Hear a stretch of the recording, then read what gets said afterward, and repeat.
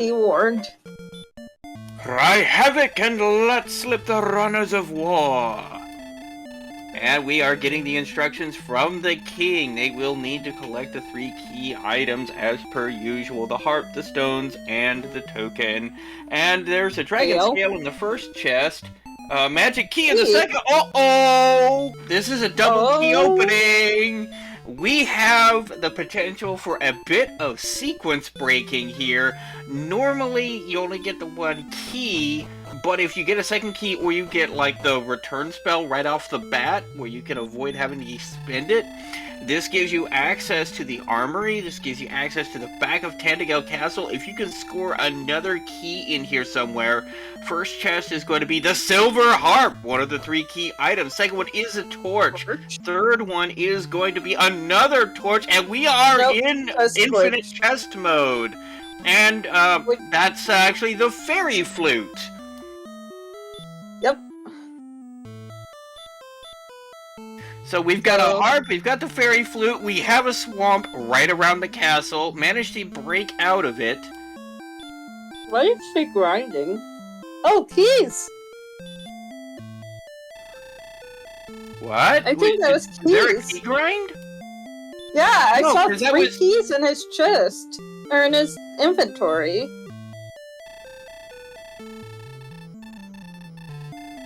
No, those were torches, because it was a fairy flute that was the 4th one. No, that was a key. I saw 3 keys in his inventory.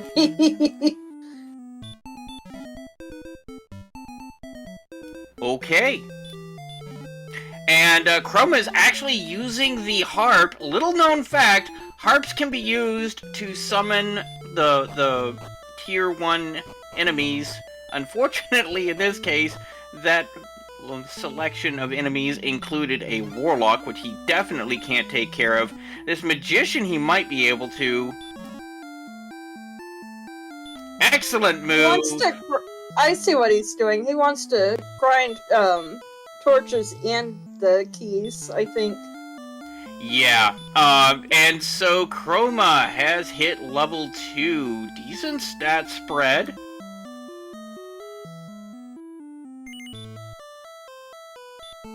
Not a lot of any one particular, but just general stat boosts. I mean, you know, you're only level 2. What do you expect?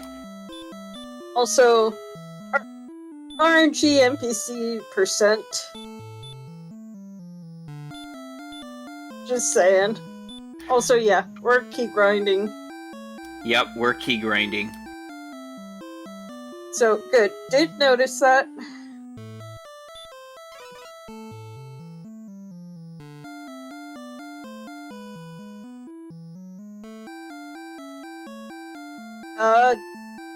I saw Brian equip the dragon scale, but I can't remember. Reset then? Yeah, I can't remember if it was the first time or the second time. Whoops. Brian Williams encounters a wizard and is sent back home. Meanwhile, chromataclysm takes down another magician, a lower tier and much easier enemy to take down, and that is technically a Sparko bridge there. Yep. Also, chat informing us he equipped it and then dropped it to get more torches. Makes sense. Torches are going to be really useful in the absence of any other weapon and a rather lackluster, although not abysmal strength. Hey Sneaky, I just want to take a moment. It wasn't an empty eye level, but it was a quad 1 stat gain for every level, or every stat. Yes, it was, shall we say, incremental progression.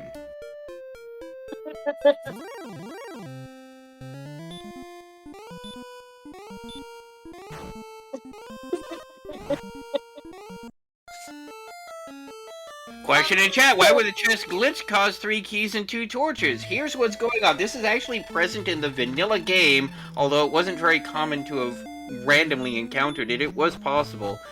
Basically, the game counts the number of chests you open on a thing, and this count resets when you hit the overworld. If you open more than 8 chests, it only uses 1 byte to count, so it forgets where it is in the counting and forgets to remove the chest. So you can open it up an arbitrary number of times.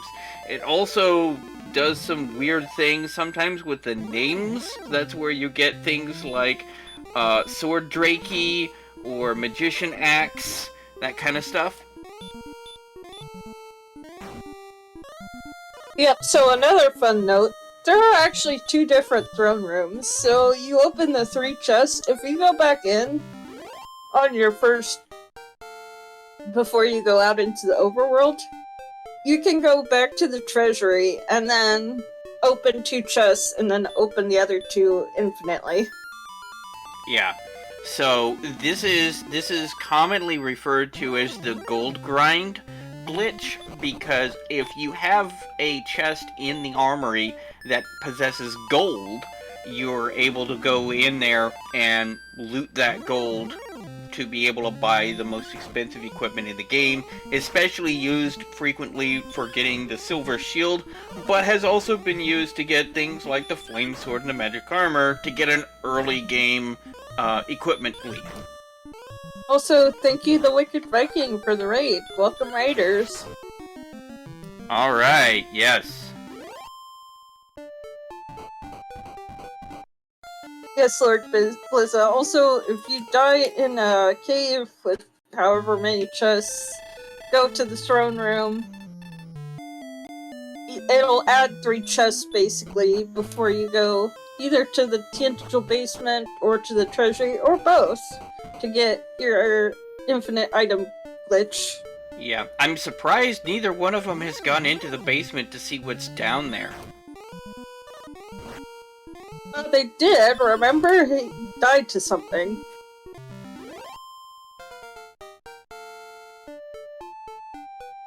Probably wants a little better stat. Swamp South. Now, it would be highly amusing if Swamp North backed out into Garenham backside. Apparently it was Swamp North, but yeah, it's. Yeah, if you have Castle backing into Garenham, you've got a guaranteed gold glitch whenever you want to, assuming one of those chests actually has gold in it. Now, there also, sleep and return and some decent stat gains. Yeah, 1 strength, looks like 10 agility, no hit points, as Empty Eye would say, I love it! No, Chroma just got level 4, so suddenly we can't see what level 3 was. Yeah, okay, 10 MP and, yeah, 3 hit points. So, yeah, sleep is going to be a really useful tool to be able to take out some enemies that would otherwise be out of reach, and also can be used to nope out of encounters they don't want to take. Stone Man shows up, sleep, and scoot. Oh yeah, very nice. Very nice.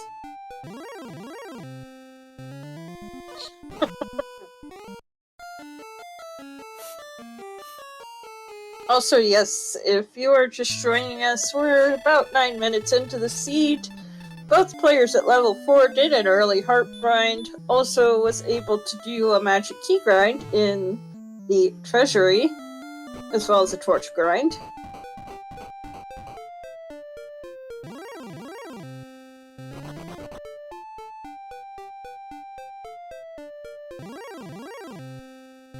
Yeah, there are some serious enemies around here that are being Oh, ooh, we got a town! It is the town of Cantlin, home to the shopping mall of Alfgard. Alright.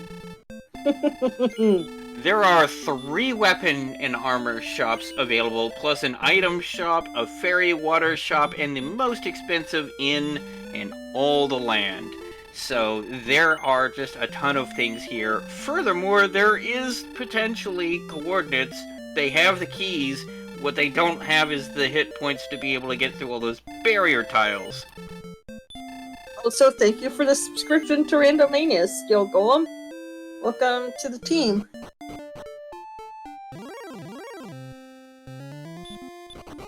Unfortunately, Randomania will be shutting down here in about 2 to 3 weeks. But hey, until then, we're gonna have great content.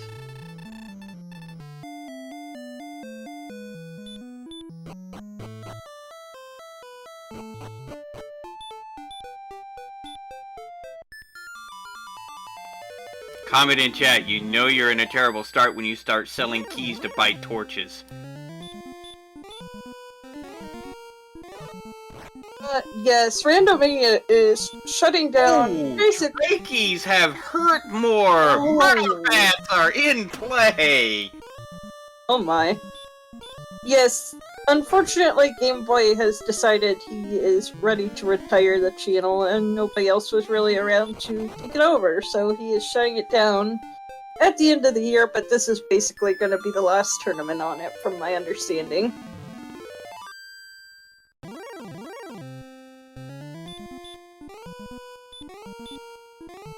Yeah, and Drakeemas have heal more, so murder bats galore.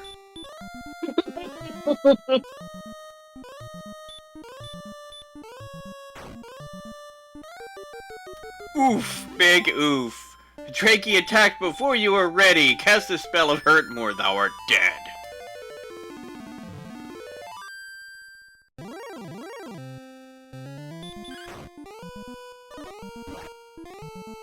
Jeez, are we sure you didn't roll this one, Math Girl? You mean I trained Camion well?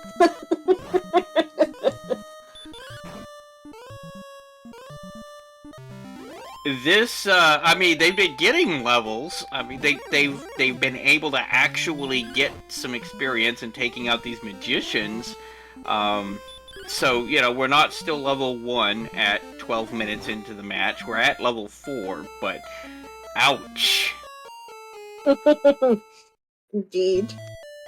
But yeah, also, to clarify, this is the last tournament that Randomania is hosting, not the last DWR tournament.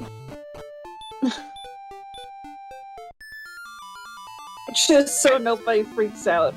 Yeah, the Dragon Warrior Randomizer community will continue on other channels, just not this one. Yes.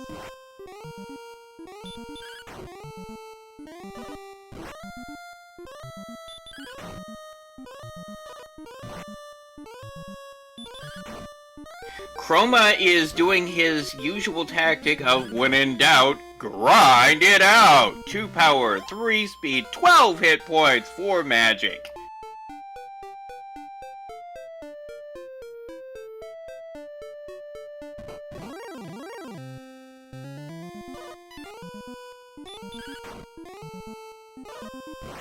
Yeah, Chroma has been doing an amazing job this tournament of being able to locate, identify, and take advantage of a good, solid grind.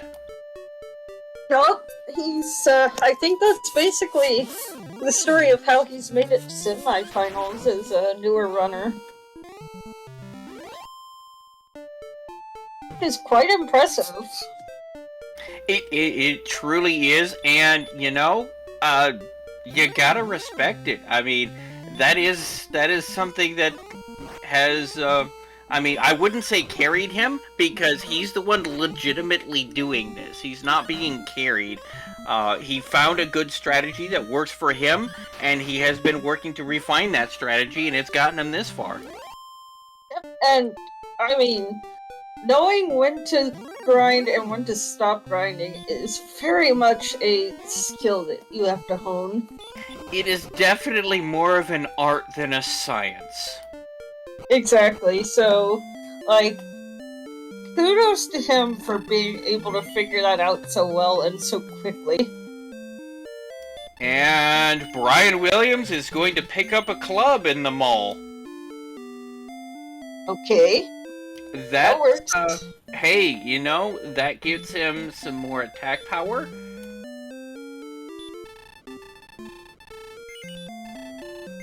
So he'll be clubbing wizards.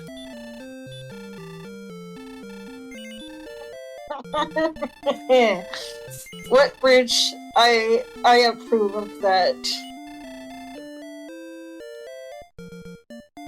Ah, yes, he's going clubbing. Oh my, we have entirely too much fun on these. Hey, what can I say? I'm a big fan of that club.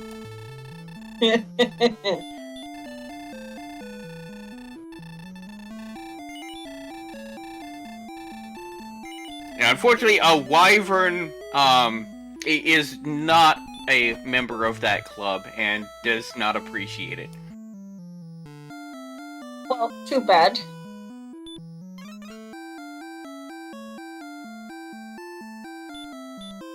Stay out Oh, of his was way, that a then. Ren and Stimpy reference, Apex Corvid? Oh, come on. Anyway, we found a new cave, I think. Although I didn't... Well, let's be honest. I don't know my caves well enough. Yeah, that's was Swamp North. If you're able to go down more than 2 steps, it's Swamp South. Or Swamp North, I mean.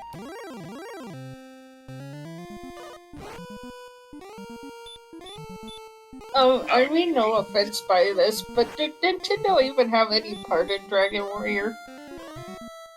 Well, it was released on the Nintendo Entertainment System, and it featured prominently in several issues of Nintendo Power Magazine. Yeah, fair. Including the full strategy guide.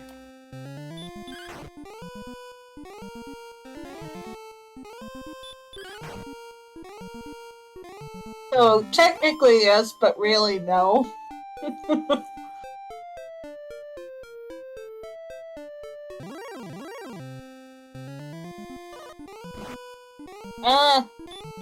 Ooh, nice yes, metal slime.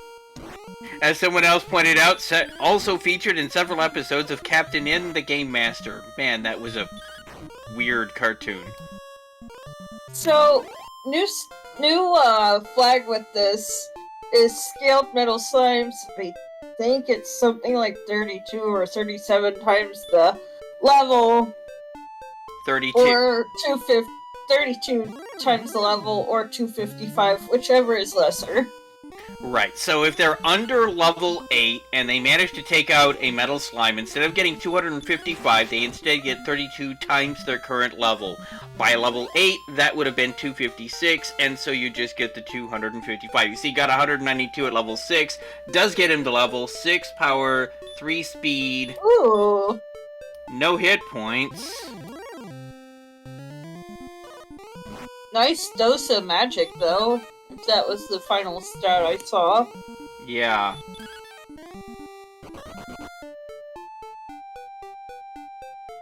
Oh wait, no, that was plenty of hit points, no magic. Oh hey, that's even better.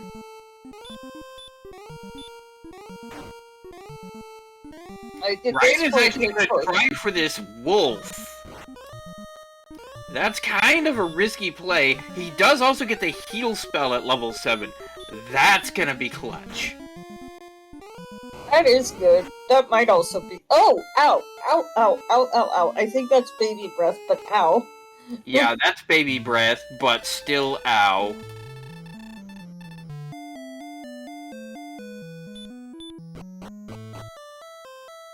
Looks like Brian Williams is actually having the more efficient grind right now. He's at level 7.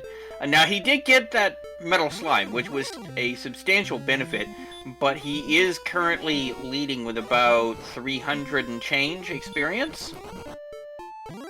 Yep. Yeah, those metal slimes. But in the long run, 300 experience is basically nothing. Well, the key here is, with level 7 and with heal, he's able to wander further afield and maybe find something to further increase his lead. It's the snowball effect. I mean, I don't say this to sound like I'm playing favorites, but do remember what Chroma's particularly skilled at with being able to grind efficiently. He has been, I mean, that is one of his strengths as a runner, is being able to do this grind, but for right now at least, Brian Williams getting kind of lucky with those 2 metal slimes, but even without that, he's been doing a really good job of finding places to go to get enemies that he can take on. I mean, I won't say that it's impossible to get to the semis with just pure luck, but almost exclusively, you can't get to semis without a good bit of skill. No, absolutely agree with you 100%. It's just that right now, Brian Williams does have a bit of an experience point lead in no small part due to those 2 metal slimes. I was saying that about both of them. It's like, don't count either of them out. Like, they've made it this far for a reason. Absolutely. I mean, both of them have taken down some amazing runners. To get here, Brian Williams took down the #1 seed Angel FM, who was 5-0 going in as the top seed in the playoffs, and actually had a bye in the first round. I mean, hey, Sausage is nothing to sneeze at though either, and Chroma took him out in the round of 16 to get here. Yeah, I mean, to get here, Chromataclysm took down Jagamus Wedge, which was the #5 seed, took down the Seawolf, and then took down Sausage Link, which is the #4 seed, to be able to get here. Dude's got some chops. Oh yeah. And he's a newer runner, as my understanding goes, so, like, hot heck. I think this might be the second time I've ever seen a newer player make it all the way to semifinals.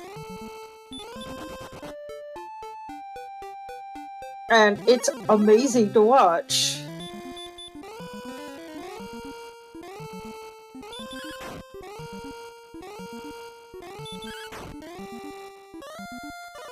Also, apparently we have Copper Sword money?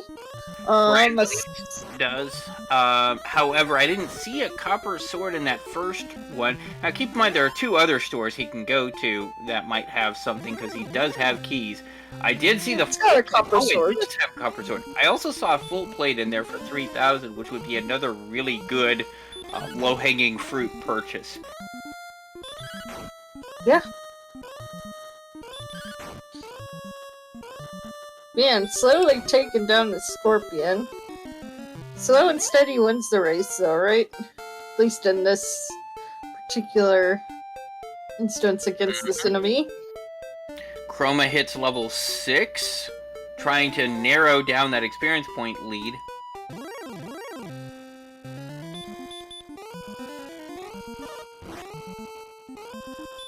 He's able to take on these Scorpions here, which are not a shabby pick right now.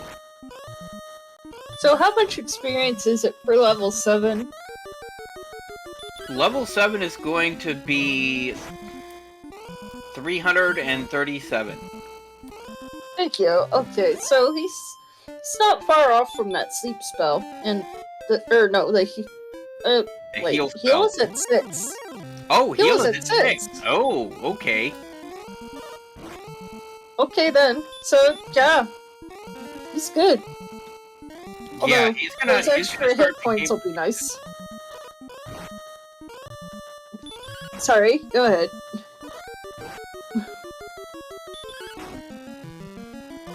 Also, ooh, 1-1-15-9.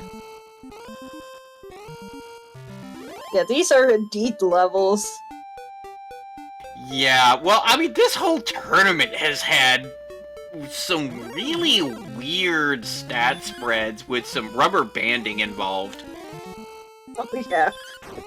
Oh yeah. Speaking of which, it's kind of a tie between strength and MP right now. Which one's gonna be the lag stat today?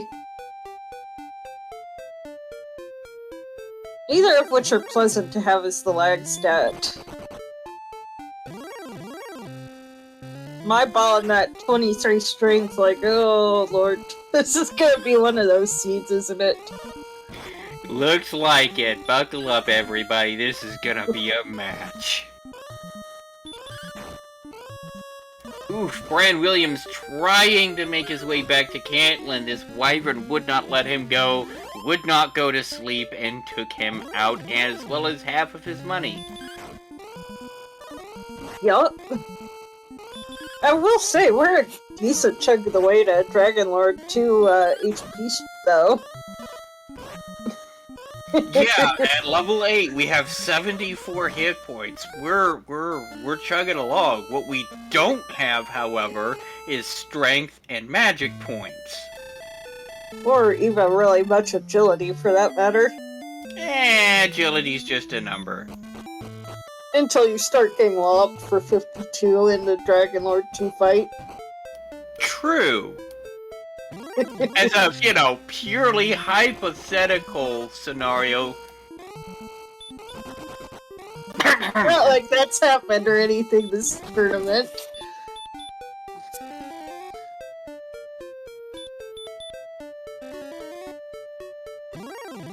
Okay, we're gonna go see our coordinates. Well, he's got the heal spell, so he's able to go ahead and make it there at least. Yup.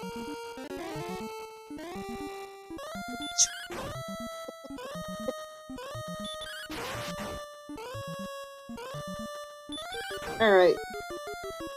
Thou must go and fight! No coordinates! Okay then.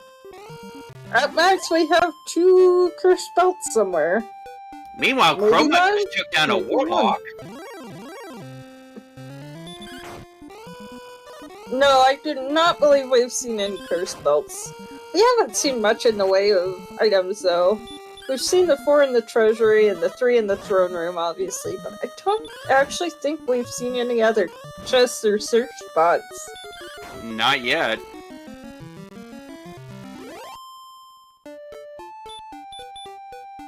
Question in chat, what does that mean to not get coordinates? Well, here's the thing, with the randomizer, you can have up to 3 search spots available. The overworld coordinates, which this guy in Cantlin gives you, the search spot in Hawksness, and the search spot 4 steps south from the bath in Cole. However, for each search spot that is in play, you've got a cursed belt, which doesn't necessarily have to exist. So, if you only have 1 or 2 cursed belts, then 1 or 2 of those search spots will be empty. So you could go to Hawksness, deal with a red dragon with a wombo combo, only to find nothing underneath it.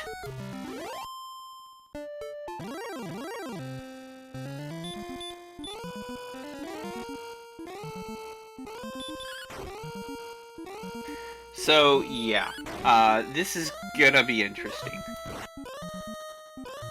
Also, sorry, I had to step away there for a second. Mm-hmm.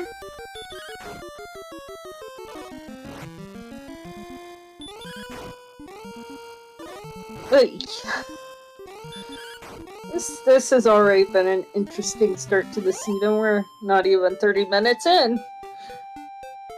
Yeah, it looks like Brian Williams is now almost 400 experience up. Or just 450 experience up. He's able to take down these skeletons more reliably now, whereas Chroma is still stuck on the scorpion. Gee, Chroma grinding scorpions. I'm getting this weird deja vu feeling all over again. Now, Sneaky, let's not spoil other races. Yes, dear.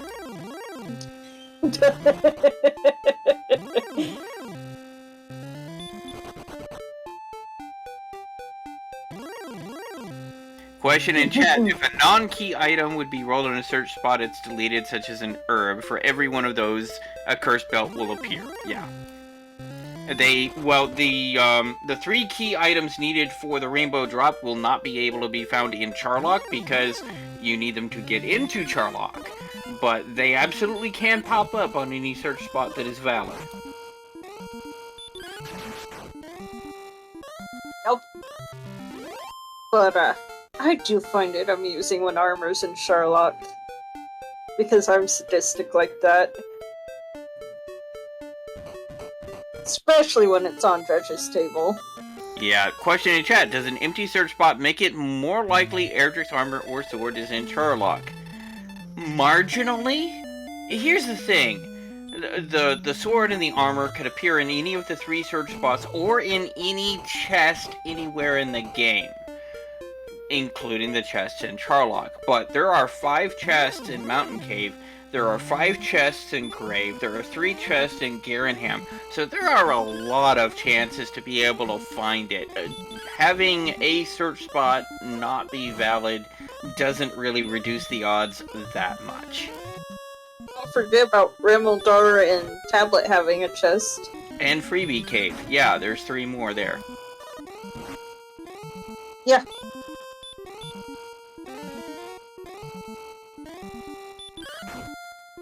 So that's 13, 16, so 19 spots that any of those major items could be.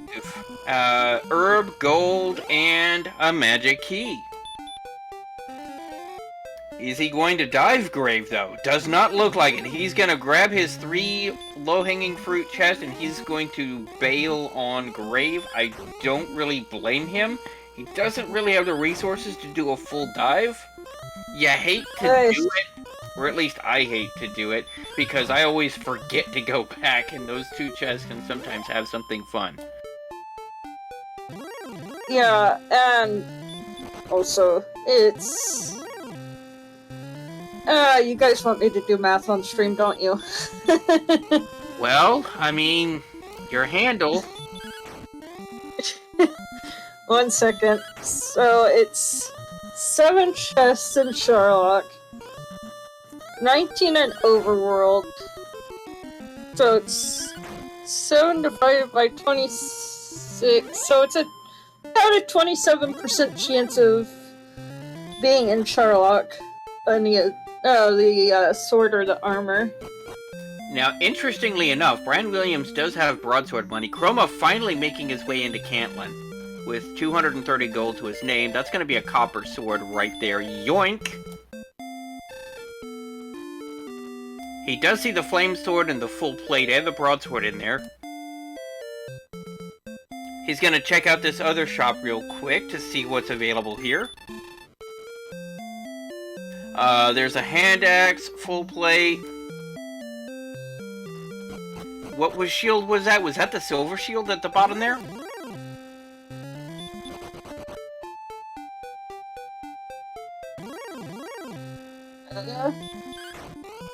I'm not sure.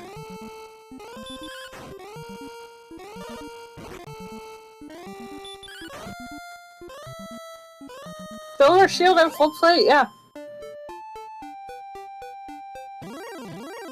Hey, cool. So that's actually pretty good. Yeah, unfortunately, currently there is no gold grind. We don't know what's on the other side of Swamp Cave, so there may potentially be a gold grind if it backs into Garenham, because there's 3 chests there, one of which could be cash. But that silver shield is not looking too likely to be in play. Actually, can both ends of Swamp be in a town? Yes, it can. I've seen it happen before. I don't think I've ever seen that, huh? Ah, okay, no, it looks like somebody's actually made it through Swamp and ended up... That's where Brian Williams found those metal slimes at, so, yeah, no. There's no gold grind available to them, unless there happens to be gold and freebie chest, in which case you have a pseudo grind, but that's not going to be real efficient for getting a silver shield. Yup. I mean, I'm not saying it can't happen. I'm just saying it'll take a while. Hey. Also, 6654 and a new spell of Repel. Not particularly useful for them right this very instant, but useful to have in your back pocket later on. Oh yeah.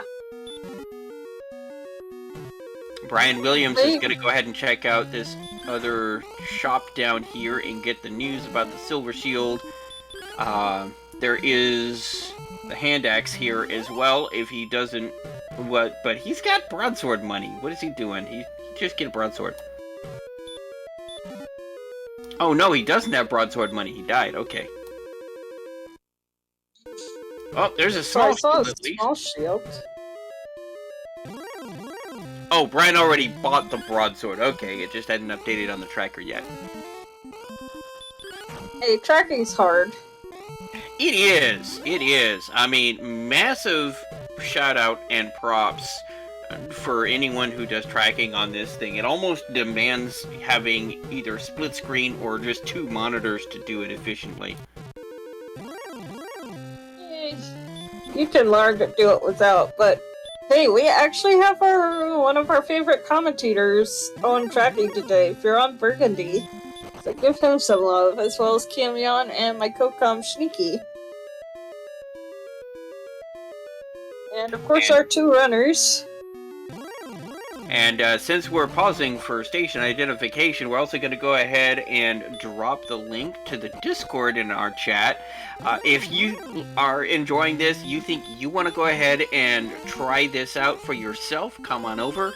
We're a very open and welcoming community. We're always willing to help people get started, and who knows, we might see you in the next tournament, and you might be the one to knock out the top seeds and make your way into the semis. Also, Leslie, with this tracker, I've never seen it eat an input. I've seen it get sticky keys, but never eat an input.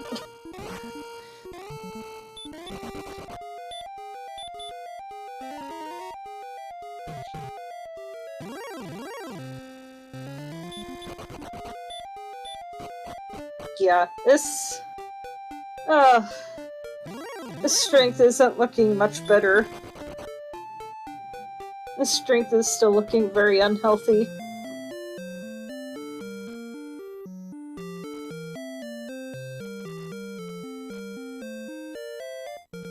Yeah, comment in chat. So we have our most prolific, where is it? Our most prolific tracker on restreaming, restreamer on comms, and our lead commentator on tracking. Got it. Yep, we're just doing musical chairs today. Yup. I was thinking about that earlier. It's just like, gee, like Sneaky's the only one doing his regular role today.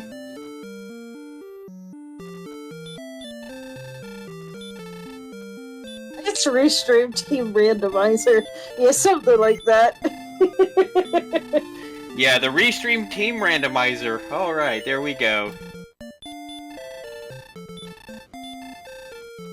Hello, pew pew pew pew. Oh, thanks, Magus. Yeah. To summarize this seed, haven't really found much of anything. Got a broadsword, though. Terrible strength. Terrible MP. And lots of HP.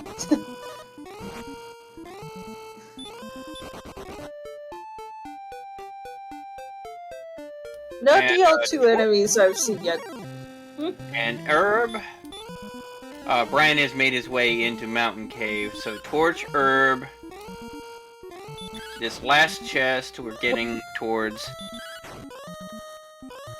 But yeah, there's not a whole lot in here. I mean, this is some gold, which isn't bad, but not really what he's looking for right now. Oh, Chroma has found a metal slime, but it promptly decides to run away. Apparently we saw ghosts with DL2 breath that I missed. Yeah, the mountain cave is torch, food, ring, and money. The fighter's ring is nice. It's an extra 2 AP. Oh my, ghost with a 50% DL2? Oh, there's the knights that have DL2 as well. How? Ew. Toss! Very toasty.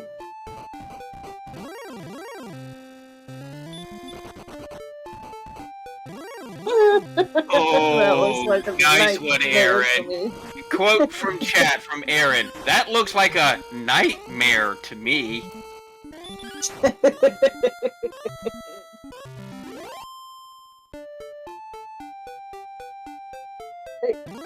This is, you know, it might be a little early to say this, but chat, when do you think we're actually gonna get DL2 stats for strength, agility, or strength AP? Well, at level 9 we have 29 strength, which is kind of amusing. I'm gonna say we're going to level 20 on this.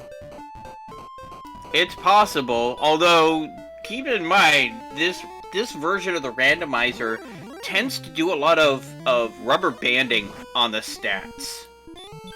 Yes, very, very late. I mean, it's almost as bad as Mario Kart 64 for rubber banding.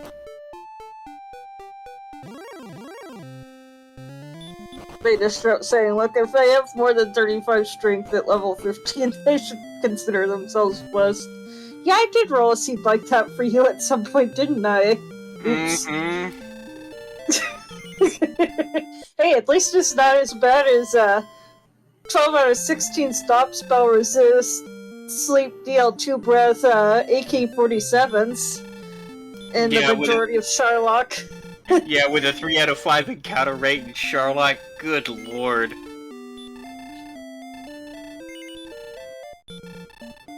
I think that I rolled a one that's similar to that, though. Where it was just, like, frothy strength the whole way. Maybe that wasn't the same one we're talking about, though.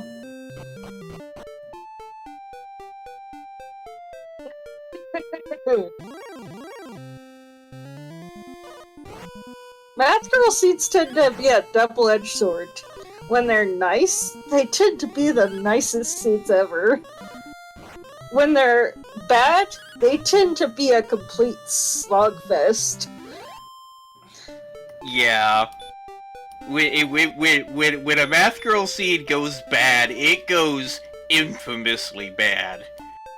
It goes, change the randomizer to make it impossible bad.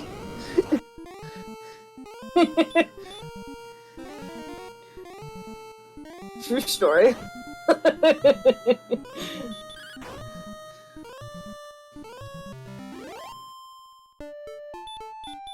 Yeah. After that seed, they changed the randomizer to make sure that that particular scenario didn't happen again. I mean, apparently it was being talked about before that, but I think that the final tweaks were probably adjusted based upon.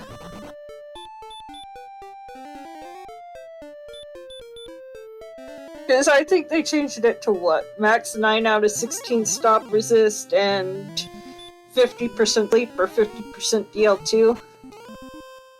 Quote from chat. Back in my day, we had to walk back and forth for several hours outside of Hogsness just to have a 50-50 chance of getting to the Dragon Lord and a 30% chance of eating him. Wait, 50-50? That seems a little high for that seed. That was more like a 2% chance of reaching the Dragon Lord and maybe a 30% chance of beating him. And you wonder why I don't join the tournament with you young whippersnappers. I mean, it took, what, 2 hours of grinding trying to get to the Dragon Lord? Just grinding going through Sharlock? For 2 of the runners? 3 of the runners, actually? Oof, Chroma getting decked by a stone man.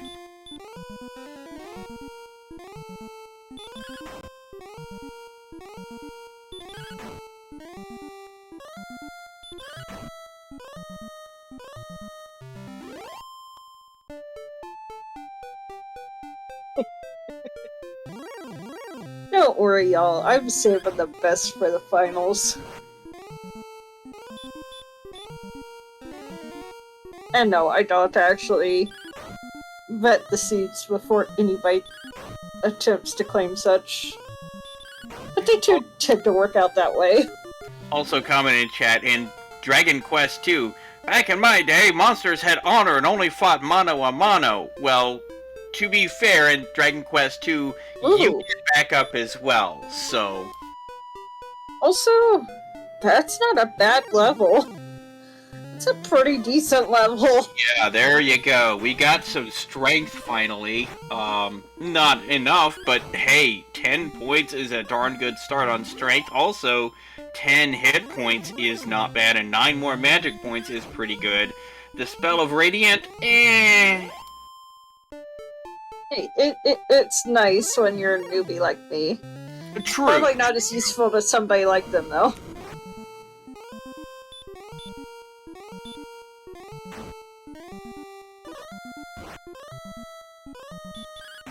So they've gone from noodle arms to al dente noodle arms. Pretty much. Yeah. That broadsword is doing work for Brian. Brian has pushed his lead up to about 800 experience points because he's got that broadsword and has been doing work with it. Yeah, that is definitely a thing. So, yeah, this... But, again, once Chroma finds a grind, he is going to sit on it and make the most of it, probably. I think that's basically what he's doing right now. These wolves he's taking on pretty efficiently.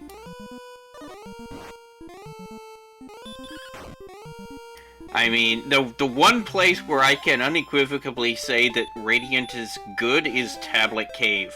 Simply because the number of times I have lost a run completely just because I had to hit the reset button because I got lost bonking around in there. And there are no enemies to death warp with. Yeah, that's a thing. Yeah, there's Also, some run. Oh, wait. Did Knight have Wombo Combo? Knight had DL2 breath. I didn't see it having sleep. That doesn't mean it doesn't have it. Oh, no, that was us casting sleep. Okay. Never mind. Pretty sure that was him casting sleep because he did not want the DL2 coming at him. But yeah, there's some comments in chat about Dragon Warrior 2 for the Oh, NES. jeez. That was a nightmare of a game. The problem with Dragon Warrior 2 is that it had one hell of a difficulty curve spike the moment you hit the path to Roan. Also, yeah, this is a fun seed. This is a very fun seed by mathematical definitions of fun. And of course, the final boss for the Dragon Warrior 2 has a spell called Heal All.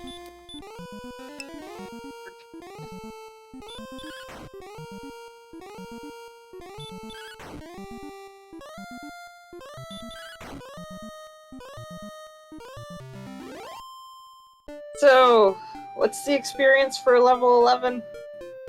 Level 11 will require 2,175 experience points.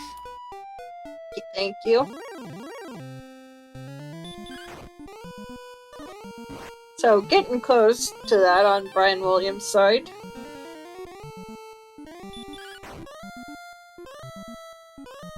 Yeah, Dragon Warrior 1, 2, and 3 is kind of their own trilogy, and then 4, 5, and 6 are their own trilogy.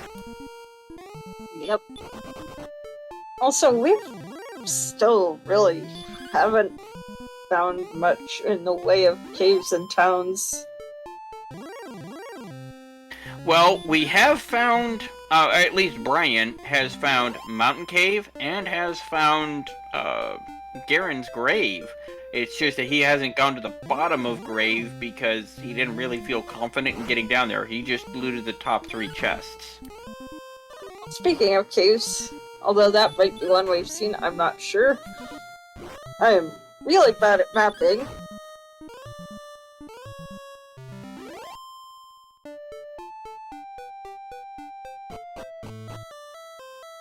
Oh, Stone's a Sunlight Cave. Let's see what is here. Fairy water.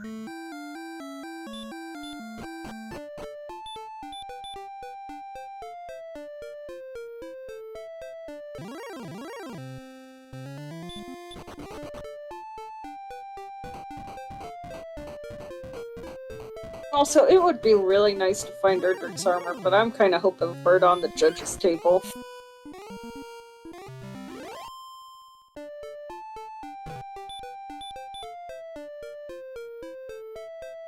So much swamp.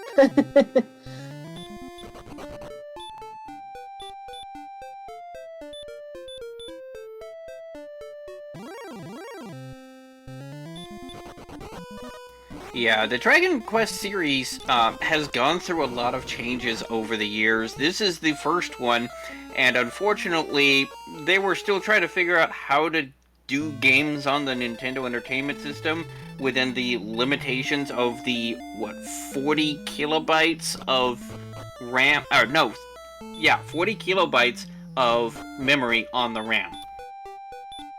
And yes, that's kilobytes, not megs, not gigs, kilobytes. Yeah, heck that. So, unfortunately, they didn't have a lot of room on the cart, so basically what they did was they basically made it a very grindy game to begin with.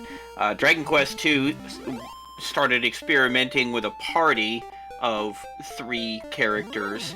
Unfortunately, the second prince, the hybrid character, kind of was rather lackluster.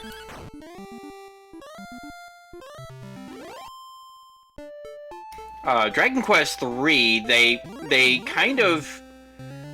made each character less individually relevant by being basically random adventurers that you're hiring from the inn, but it let you customize your party so amazingly well, which gave it a lot of depth and replayability. Interesting. Also, yeah, we're still in grind mode. Oh yeah, we're still in grind mode. I mean, we're totally in grind mode right now. And, you know, we still haven't found Rimildar, we still haven't found Garenham, we still haven't found Cole. So all of that is outstanding. Yeah. We haven't found Hawksness, so that's still outstanding. In one of these locations is going to be the token in the stones, unless it's in the bottom of Grave, which I'm not going to discount at this point. And that could actually be a point where Chroma could catch up. If Brian Williams forgets he did not clear the bottom 2 chests, and one of those 2 chests contains a critical item, that could get interesting. But we do get Heal More at level 11, which is a very critical spell. And with 48 MP, can cast it a fair number of times. With 6 to be precise. That's not bad. All things considered.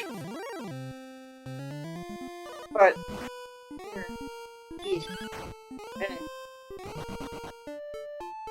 the strength is still really kinda bad. Yeah, I mean, well, okay, 40 strength at level 11 is starting to get a little better, but yeah, you're gonna have a long ways to go before you're gonna be fighting any Dragon Lords today. Yeah. I mean, this is definitely looking like a death necklace seed.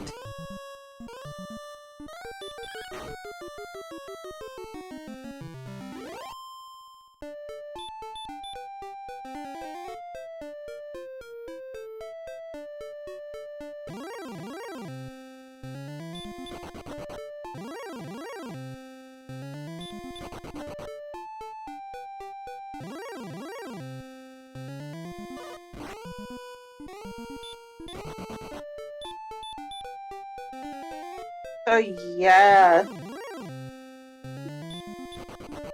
Yeah. Let's see. I'm gonna say we go to level 20 still. It's entirely possible. There's no way of knowing what these stats are gonna do until they do it.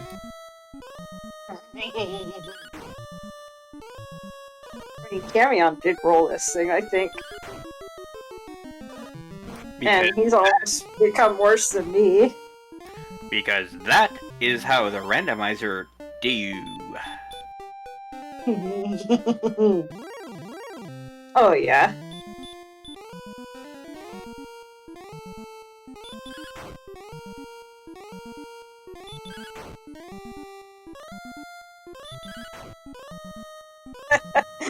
There's a cave over there.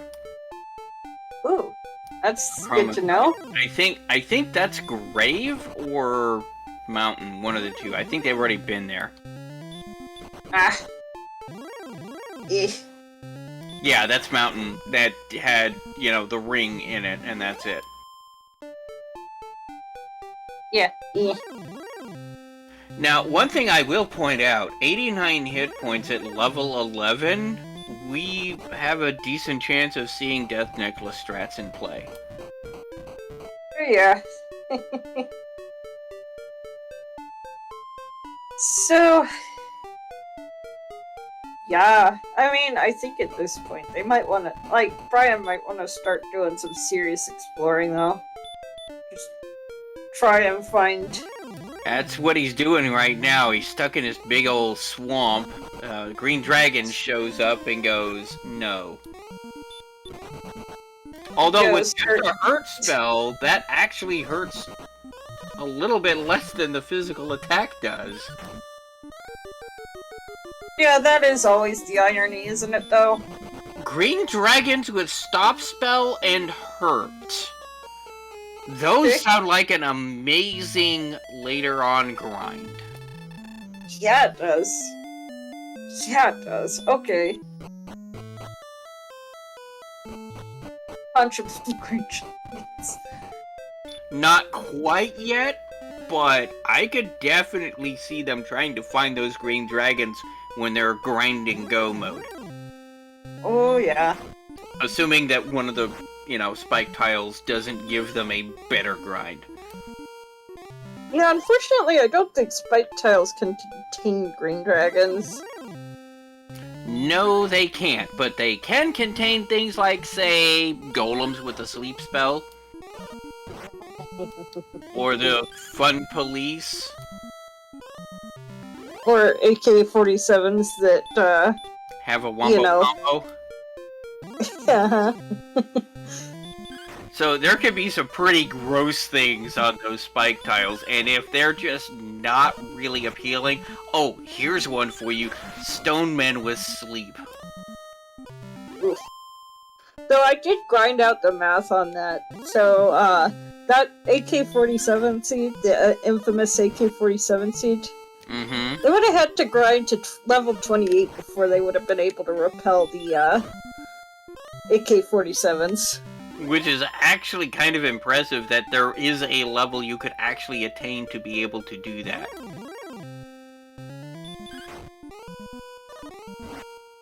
Yup.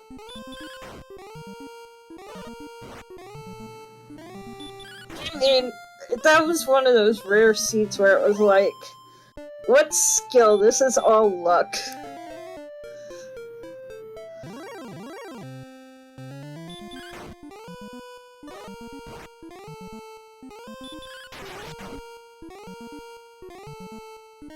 Ooh, Brian Williams doing a crit on a droll.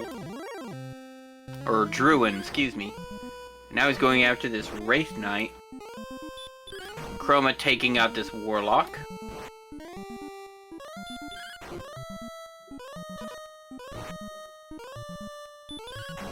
Now, So, level 12 is gonna be 3k. yup, so we're about to get that probably on the next enemy.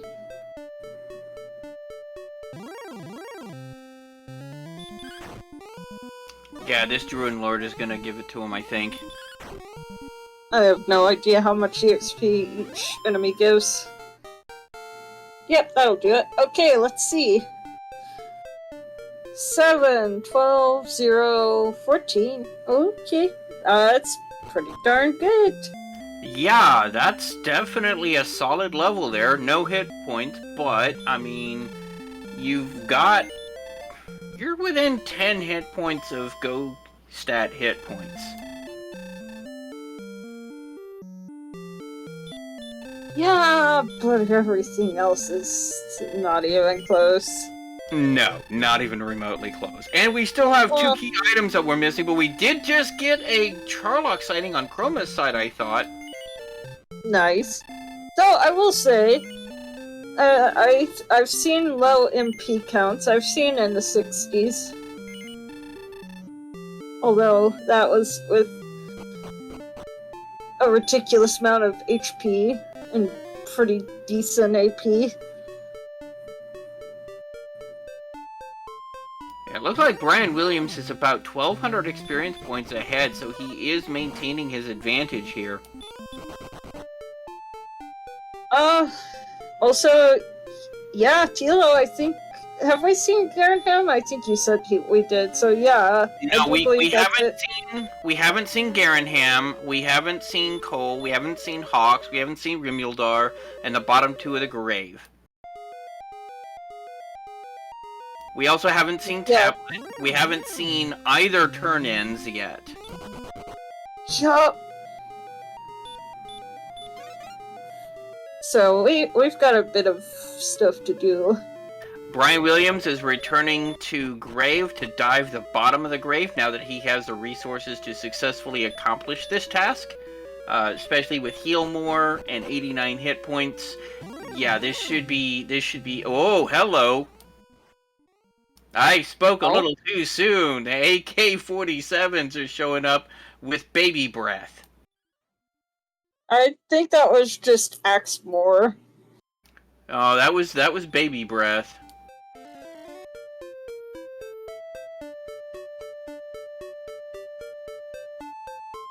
Oh, hey, at least it's not gonna be full Wombo combo. Also, we have a search bot.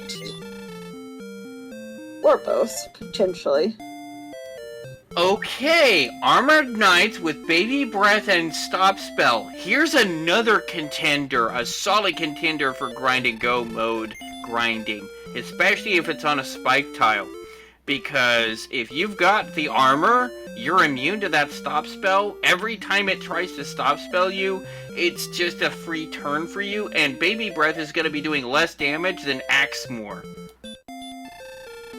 Yep, though I'm still rooting for Judge's Table armor. Because I'm cruel. You are, but that's why your seeds are fan favorites. I think the seeds have made me jaded to the point where I enjoy this stuff. Because at some point when you have to keep watching it on repeat, it's like, you might as well enjoy it and make it a competition of how bad of a seed can you roll. Power corrupts, and absolute power corrupts absolutely.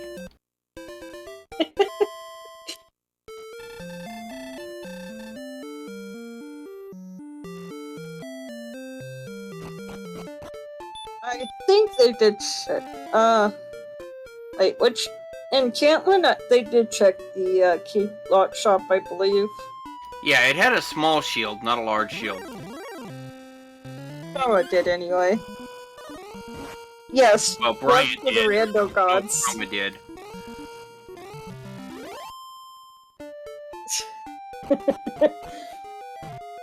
Wombos for the rando gods.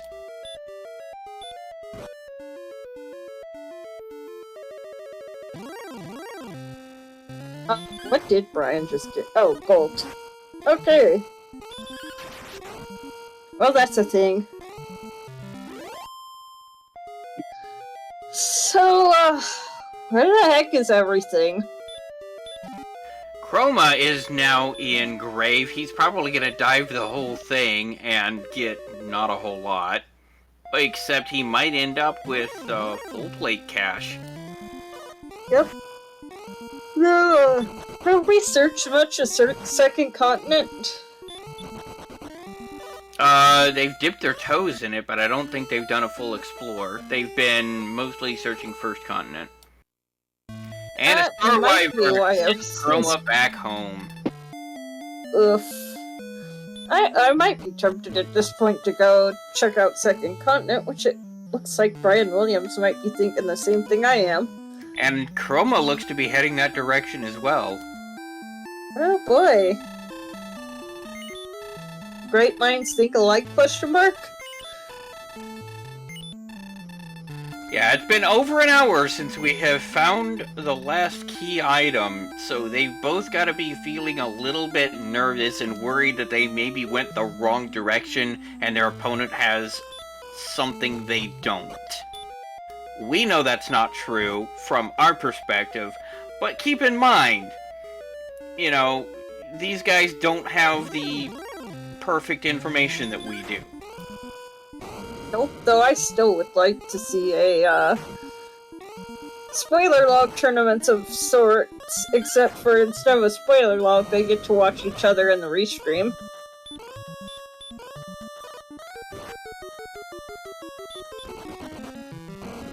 Hey man, no watching my side of the screen! I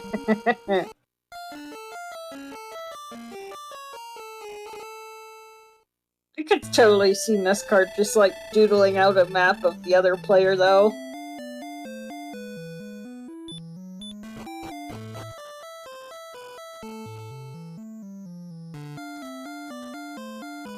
Yeah.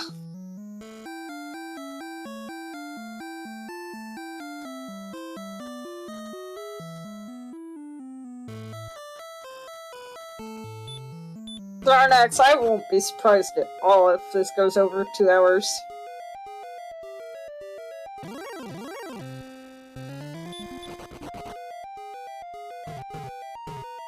But, yeah. Watch Karen Ham be something ridiculous like the stones, the token, and the armor. So I think we just found out that Second Continent is absolutely nothing! Judging by the fact that Brian Williams returned.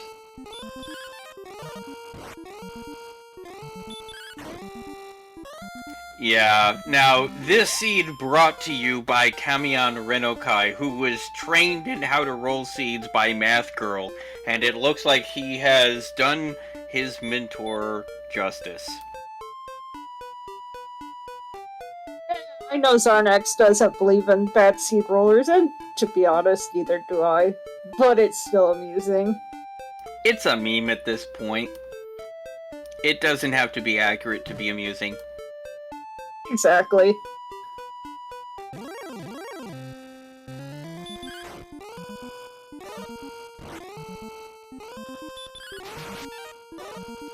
Hey, I openly admit that I either roll jet seeds or slugs.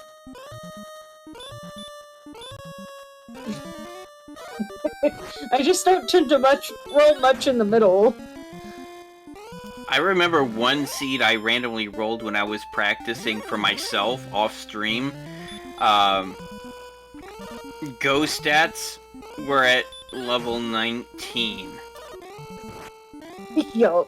Now, the funny part about that is that I had Hurt More at level 3. And I had Axe Knights all over the place, and enough magic points to do it. So it felt like a jet seed. I got the key items really early. And then the strength and the hit points just completely stalled out. So I think Beta might be still slightly salty about the AK-47 seed.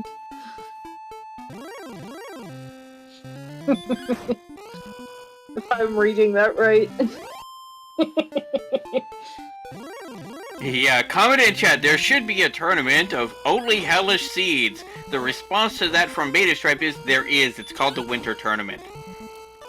It's called Let Me Restream Every Match and you'll see what a hell tournament is.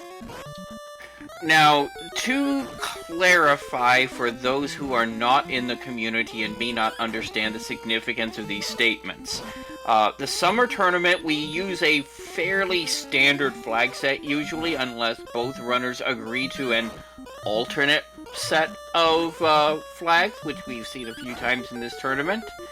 But usually we're running a pretty standardized flag set. In the winter tournament, we get a little bit more creative with which flags we're using, including at times the Chaos flag. Oh, those are yummy.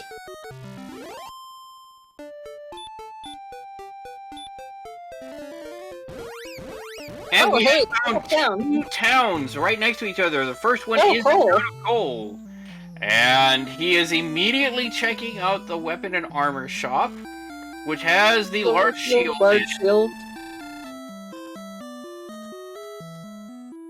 Alright, let's see what's at the search spot, if it's anything. So south of the Bath of Cole, we have Erdrick's Token.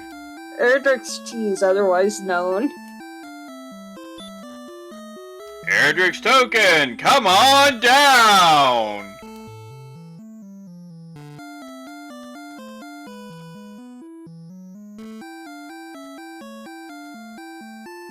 Yes, Silver Shield was there, but we don't have an effective grind.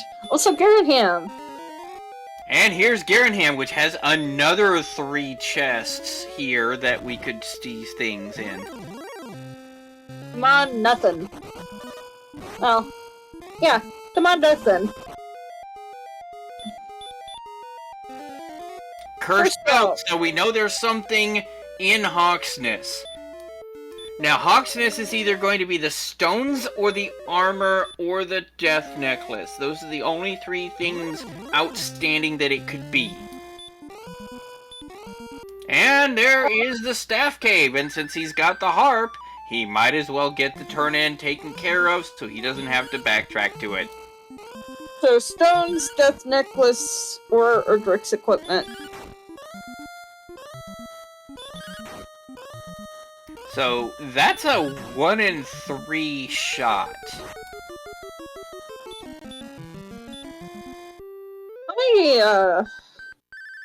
How many things have we not checked at this point? I don't think we've seen Ramildar, so there's that chest. I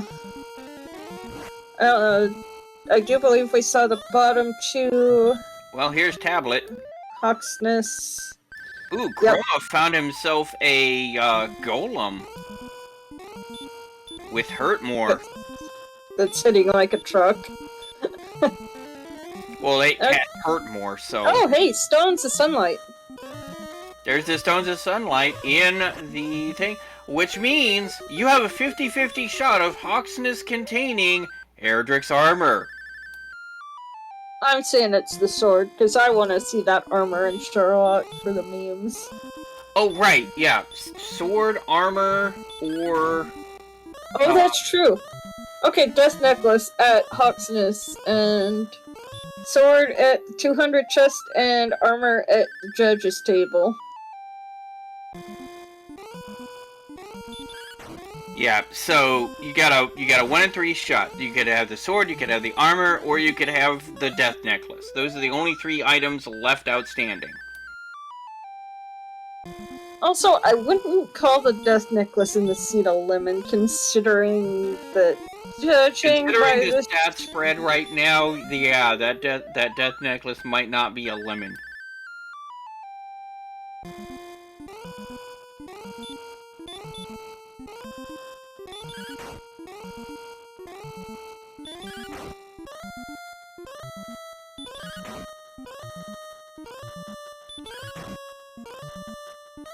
Yeah, this is gonna be a thing.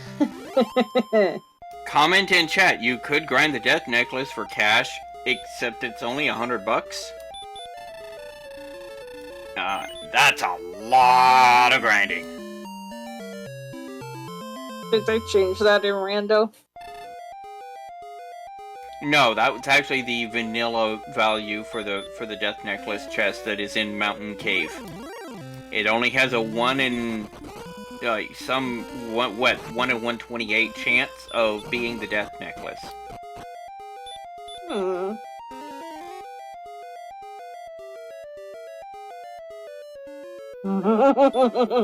Yes, the icon Chroma is using is the dog Tove from Dragon Quest IV Taloon's chapter, and the princess is riding on Tove's back.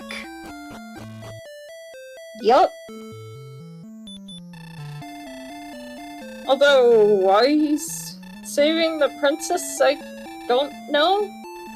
Given that there are no coordinates, I don't understand the logic either.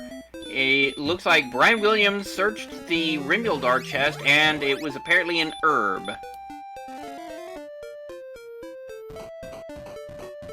Oh, we did forget about Rimildar. Yeah. Alright then. I think we're down to Huxness and Sharlock.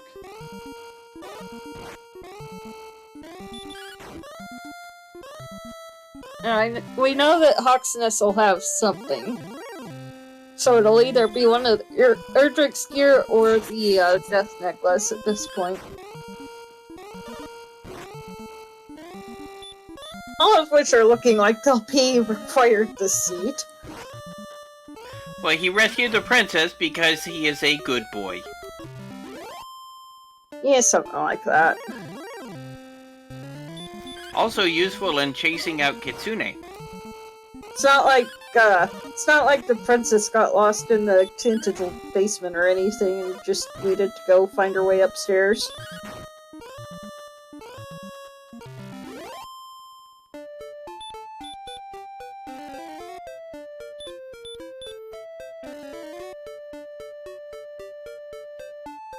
The king! My daughter got lost somewhere in the castle. Can you go find her, please?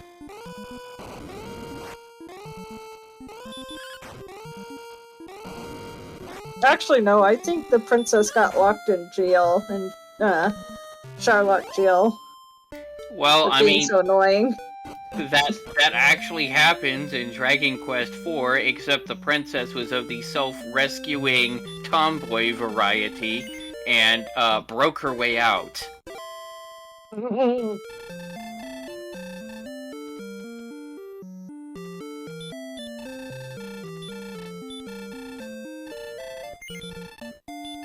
And I don't think we haven't seen any new levels yet.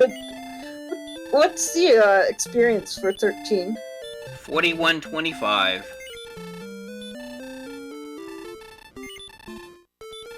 So very close to that. Lorgon, you might just want to go to bed if you're needing to go to bed. We're in this for the long haul.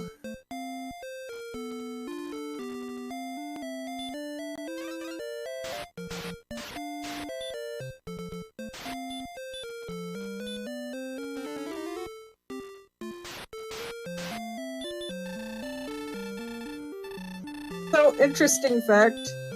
You really don't want to save the princess if you don't have to in a race, because I think it loses you something like 8 seconds.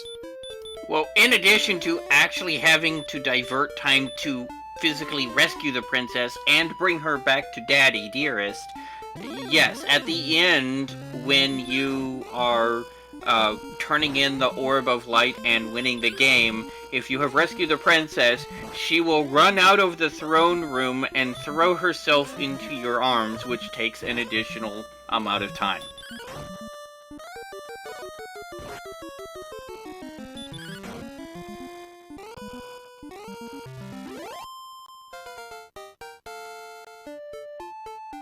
Can, but usually doesn't.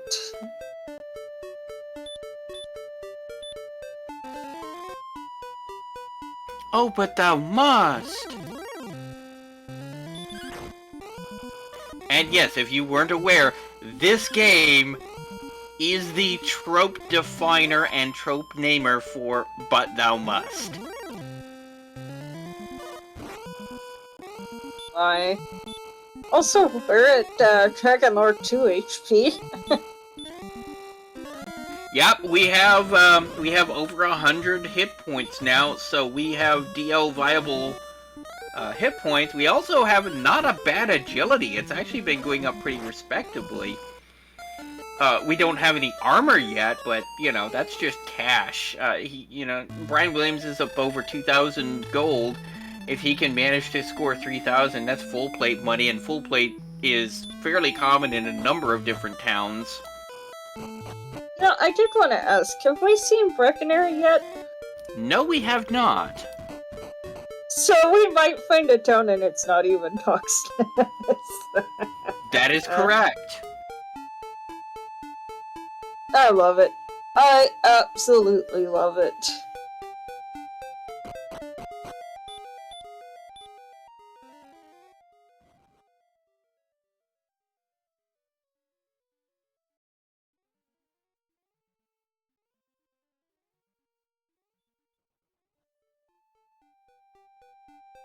The real question now is, where the heck is Hawksness? Where? Like, Wherever you go, there you are. I Oh, feel wait. like we must have missed something very obscure on the map. Yeah, this game is... Oh, here's a new town, and it is all the way on the northernmost border. And it is the town of Breckenary! Wrong town. All of it. Home of the least expensive inn in all Alfgard. It only costs 6 gold, so we do refer to it as the 6 gold inn. We'll leave a torch on for you. And there was much rejoicing. Yay. So hello, Firon. Yeah, this is such a troll and confirmed Sherlock sighting. Hey.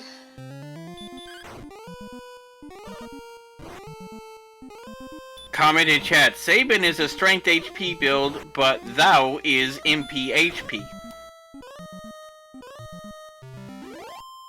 Mr. Thou! Yes, clever reference. I don't know that reference, but okay. That is from Final Fantasy VI, or as we called it back on the Super Nintendo, Final Fantasy III. Sabin is your big beefcake jock martial artist guy. Mr. Thou is what Gao calls the samurai. Is this a new town that Brian is headed to? I hope so.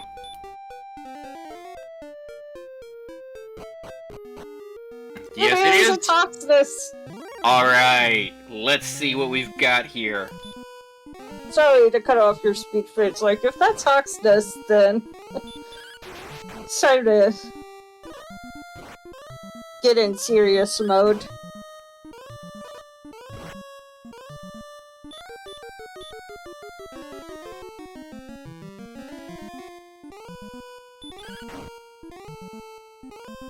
Apparently the last town we find.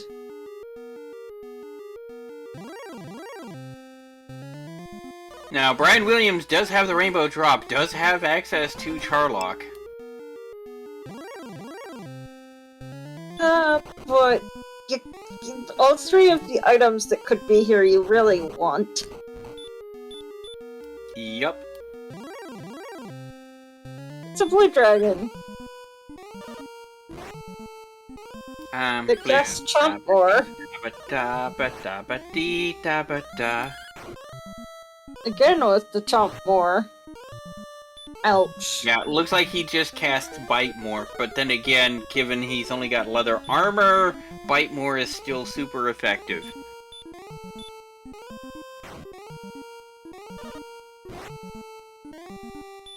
Oh, doing some fairy water strats on the blue dragon.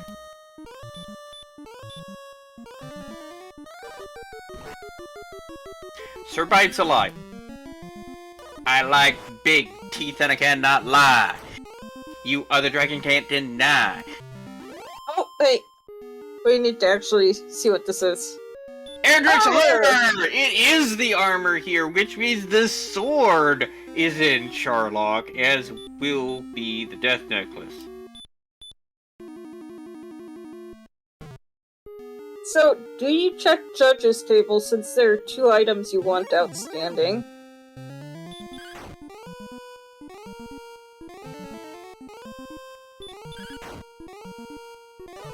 Now, that puts a defense all the way up to 73, which is pretty substantial. These green dragons are now an amazing grind right now.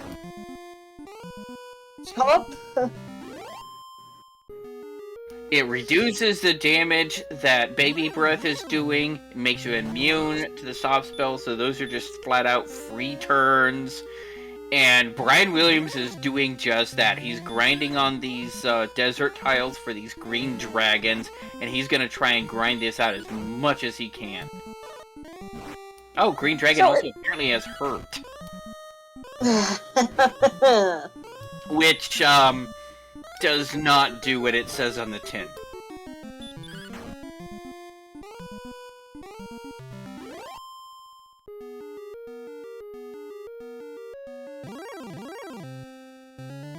And now he's getting this warp with the blue. Yep.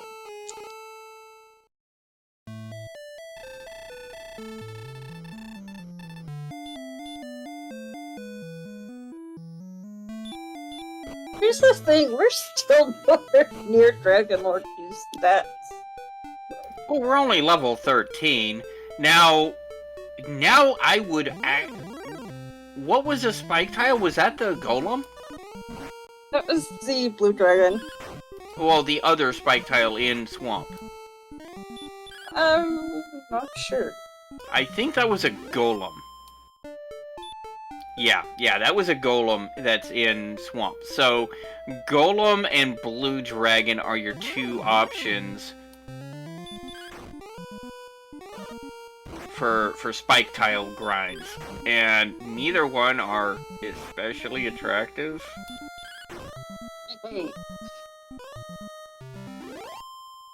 I mean, Hawksness is just not attractive because it's so stinking far away. Golems, you need a lot more attack power than what you've got to be able to reliably grind on those. That's a thing. That's definitely a thing. Yeah, you're and not gonna Sherlock, you really don't want to type all the way down to... Oh, man. Yeah, you don't want to be grinding on golems with 72 attack power. That's just not going to be an efficient grind. Right now, what they're going to try and find, I'm betting, is a place where they can go find these greens, the green dragons. Axe Knights are probably pretty close to being farmable right now, even though you don't have hurt more.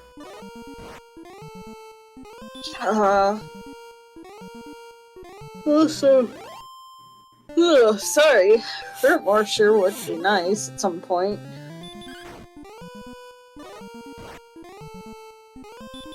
So do you dive for the sword? I don't think they have the stats to do it. Well, you've got heal more. You've got 7 heal mores on tap.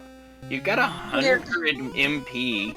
You actually have 66 agility. Yeah, but, like, you're not really gonna be able to avoid or run from things very well.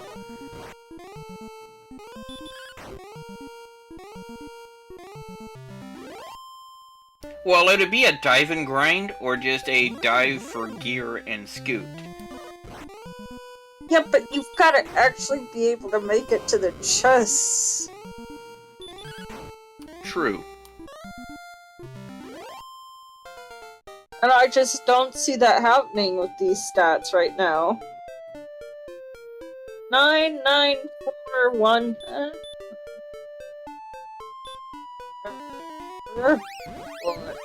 And the spell of hurt.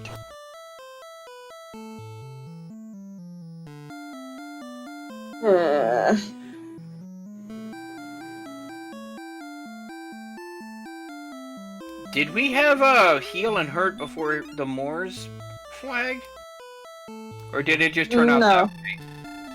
Just turned out that way. This was completely standard flags for the tournament.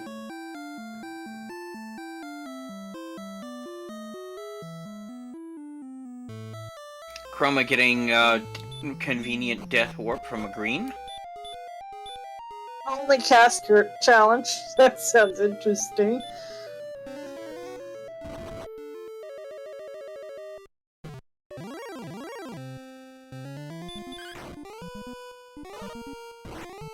I mean, hey, I've seen some very interesting flags in the alpha build. I will say this much. This overworld that was rolled is just absolutely disgusting. I love it. I love it! That's the best MPI impression I can do. Ba-da-ba-ba-ba, I'm loving it.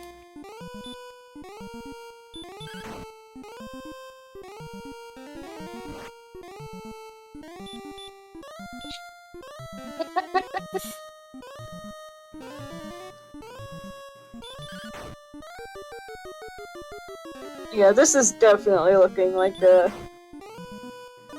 very You long... know, if you can land that stop spell on the golem, every time it tries to cast Hurt More is a free turn. Brian may actually be able to do this golem grind. It's gonna be slow, it's gonna be painful, and this may end up being a mistake that allows Chroma to start catching up. But for now, it seems to be working. Oh yeah, golems also have the heal spell. Joy. You were saying? Although that's blocked as well, I guess. But yeah, this is fun. Quote-unquote fun. Yeah, that's By a the math, standard of 75 fun. heal, 75 hurt more.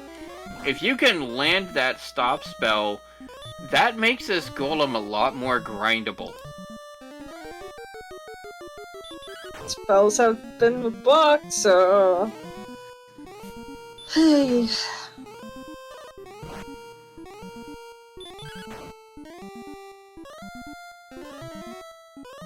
Level 15 is going to be 7,500 experience.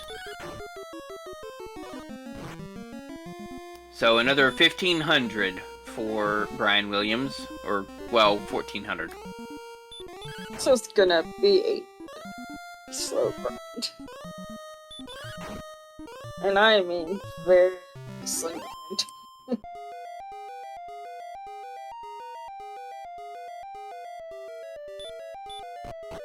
So, what was that somebody was saying about this definitely being sub 2 hours? Well, I mean, we are at an hour and a half right now. Nobody really has good stats. You're not going to be defeating any Dragon Lords with a strength of 59. I'll tell you that right now. Dragon Lord will laugh in your face and kick you out because you're, not even tickling him. No, the Dragon Lord is defense breaking you there. For those who are not aware, for the Dragon Lord, the way the game calculates damage is you take their defense and you subtract your attack power. If this number is positive, if their defense is higher than your offense, it's a coin flip to do a single point of damage. Which is where we're at right now, because the Dragon Lord's defense is 100. Oh, so there actually is a chance of hitting him for one? Eh.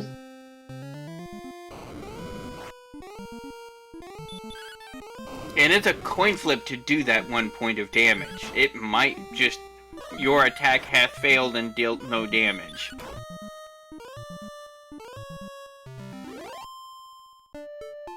Meanwhile, the Dragon Lord's hitting you like a wrecking ball.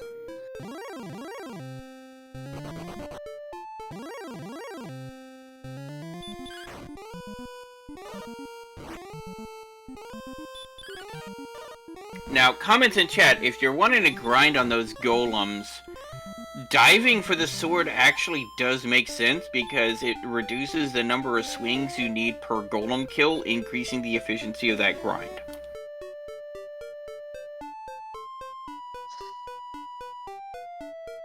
Yeah. Assuming you can get the dive to work. That's exactly what I was thinking, but not wanting to say out loud. Yeah.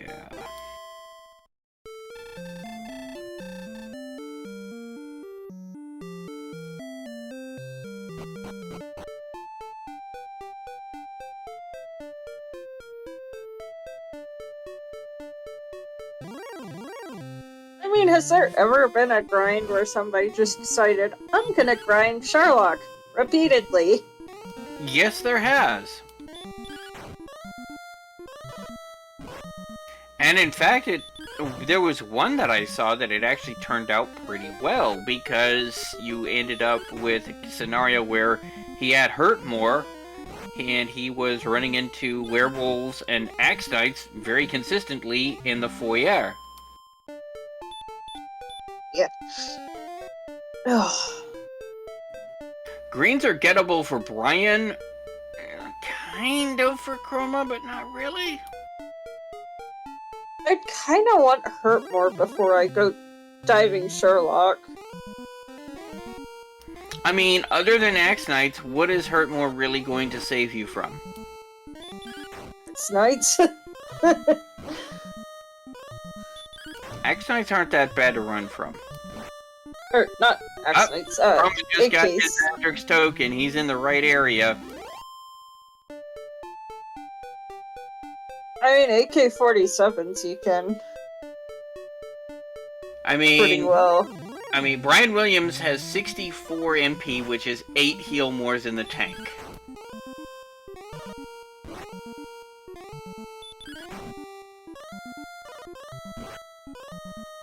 Yeah, these stats just... Yeah, the strength is just awful, which is actually a reason to dive for the sword, because at least then you have something to make up for your abysmal strength, giving you a decent attack power overall. Yeah, but if you die... You And just... it's just purely lost time, yeah.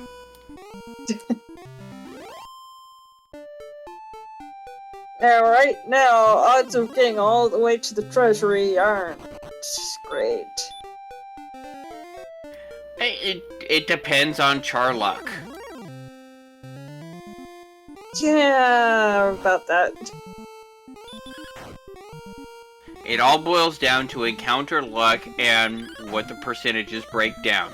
If you've got like a 2 out of 5 red dragons, then yeah, that's gonna be painful. But if you're gonna be running into things like Star Wyverns, Magicians, Axe Knights, Werewolves, that's a lot more doable.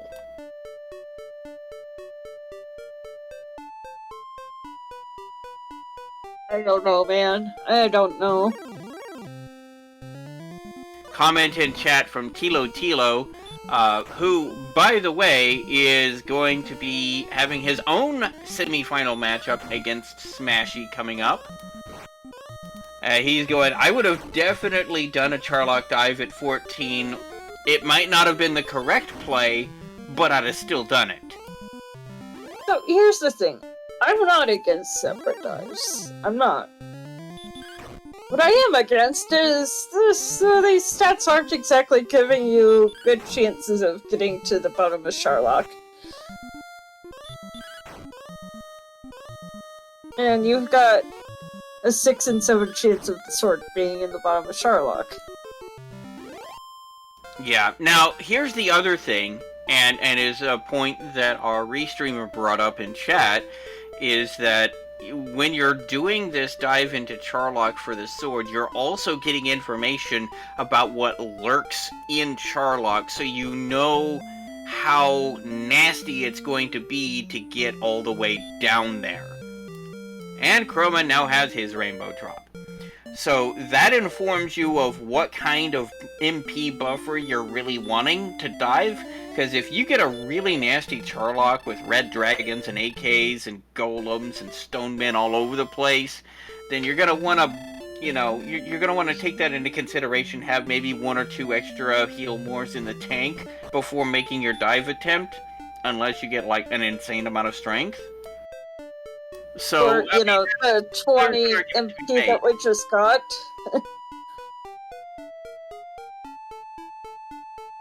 I just got a decent amount of MP. I think this might be time to go dive Sherlock. Yeah, he's got 10 heal mores in the tank now. That's 84 MP. I would definitely dive at 15 here with these stats. 112 hit points, 84 magic points, you've got the endurance now to make your way down. It's not 100% odds, but it's better at least.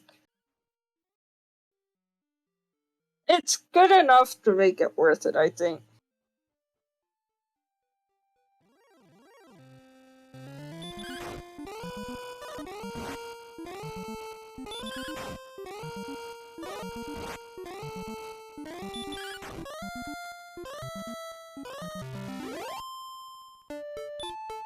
So yeah, what do you think? Where do you think that sword will be? Where do you think Death Necklace will be? That's both at you, Sneaky, and at chat. I want Sword to be in the vanilla location, just for old time's sake. Yeah, but with 2 items, there's a decent chance to check the vanilla spot first.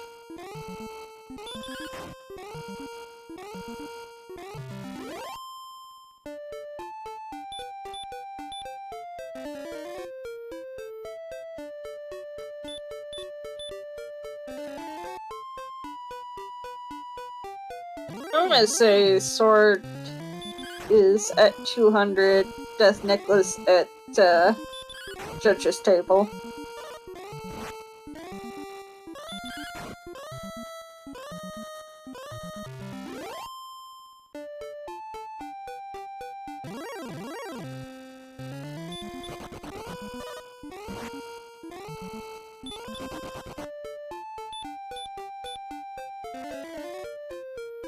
So yeah, this kind of surprised me he's not going for Sherlock, but at the same time I get it.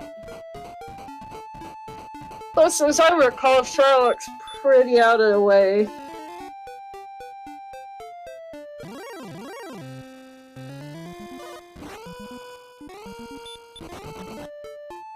There we go. Well, here we go. Brian is going to be our first runner into Charlock Castle proper. Hey, we've got a coin flip chance of hitting the Dragon Lord for 1. I don't know what y'all are talking about. He's also got over 3,500 experience point lead now. He does have a sizable experience point lead. Also, ouch. First enemy in Sherlock, and it's already looking ugly.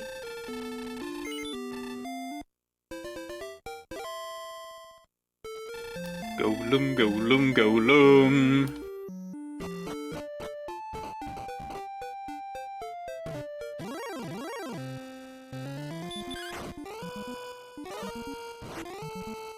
Yeah, he's actually going to take this golem with a 75% hurt more chance and a 75% heal chance. They're actually an enemy to grind. You drop a stop spell on them to shut down the magic. It's basically a free fight. Mostly. And it's 250 experience points. You can't not take that given an opportunity.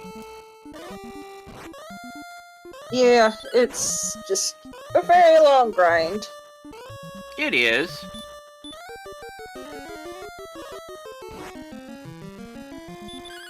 What does what have? DL2 J Cooper. So hello.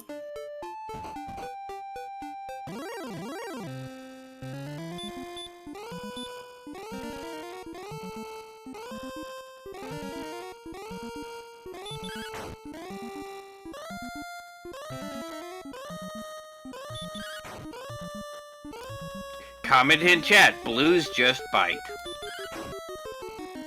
Hard. Well, that bites.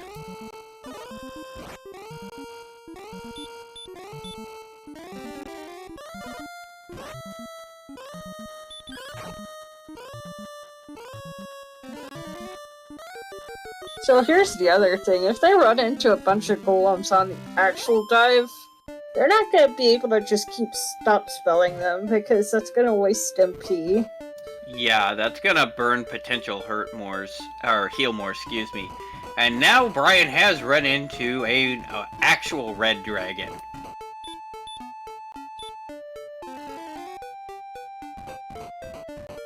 It is hitting like a truck. but doesn't seem to be doing much else.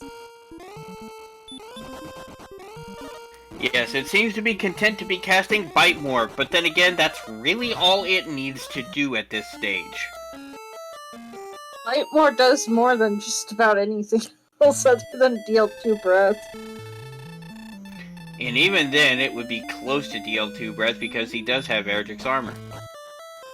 Yep.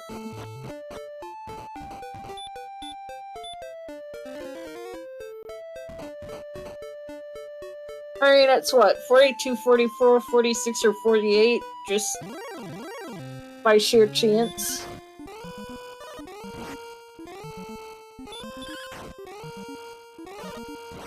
Yeah, he burned a lot of heal mores in that Red Dragon fight. Yeah. Down to 24 MP.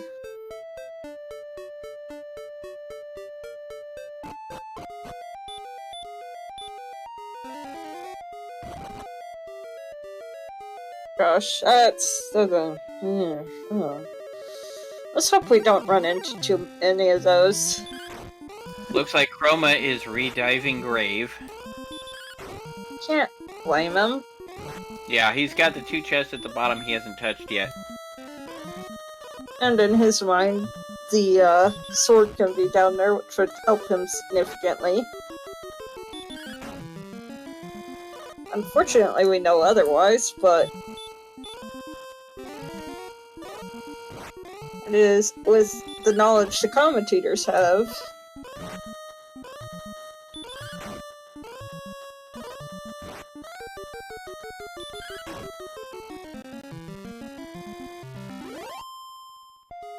See, this is what I was scared of. You really are struggling to run from anything.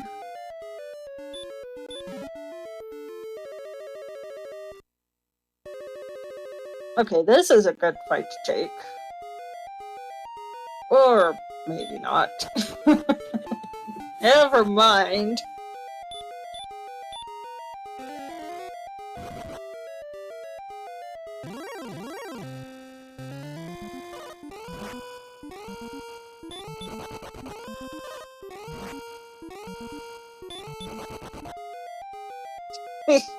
Hey, Tilo, it is until, you know, Hurt More comes out.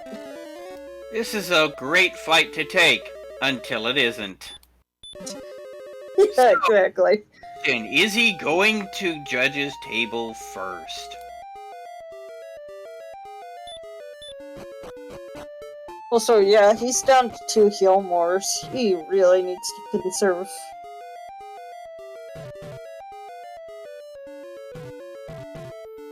You see, I would have gone to Judge's table first because it's less of a backtrack, and you have 2 separate items that you're gonna want, either of which could be there. But he has made it down to the large room just before the bottom. If he can get away from this red, which is a big if.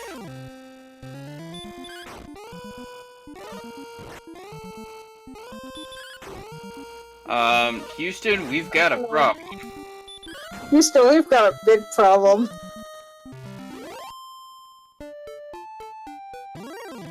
Houston, we've got a policeman guarding the airspace.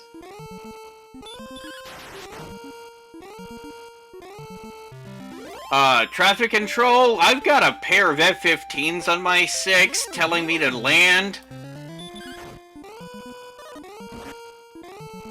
Houston, can you get the federal government off my tail, please?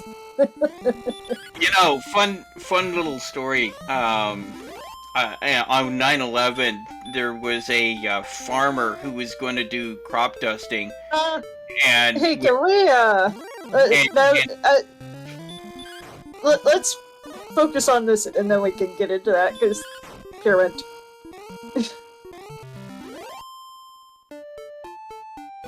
Oh, there's the necklace. We haven't seen it. There's the sword. I believe that's the 200 and 300 chests. Yes, it is.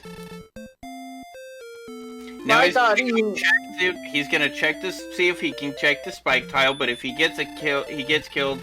He doesn't really care. It's a death warp. He's out of resources anyways. He's gonna grind on those golems. Now that he's got Erdrick's sword and 102 attack power, he's gonna be a much more efficient grind on that golem. And he's in grind and go mode.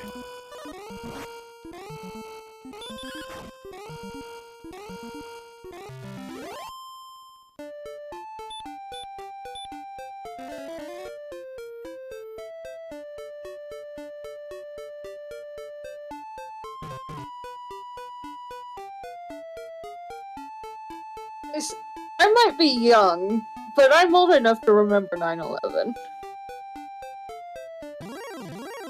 I'm not that young. He manages to get a quick trip home, courtesy of a Star Wyvern. Did not get a chance to check out that third spike tile first. But Brian Williams does have the information that there are a bunch of golems. There are red dragons. This isn't the worst Charlock I've ever seen, Math Girl. But it's also not one of the best. I mean, we literally can't get that scene again. Or anything of its stature.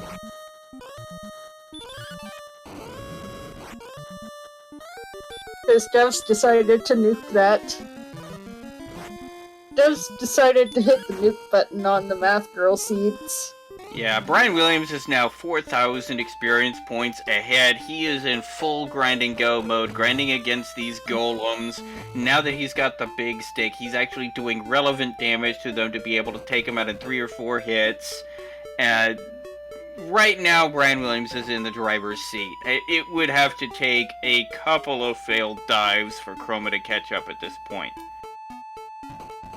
Yeah, it's a thing.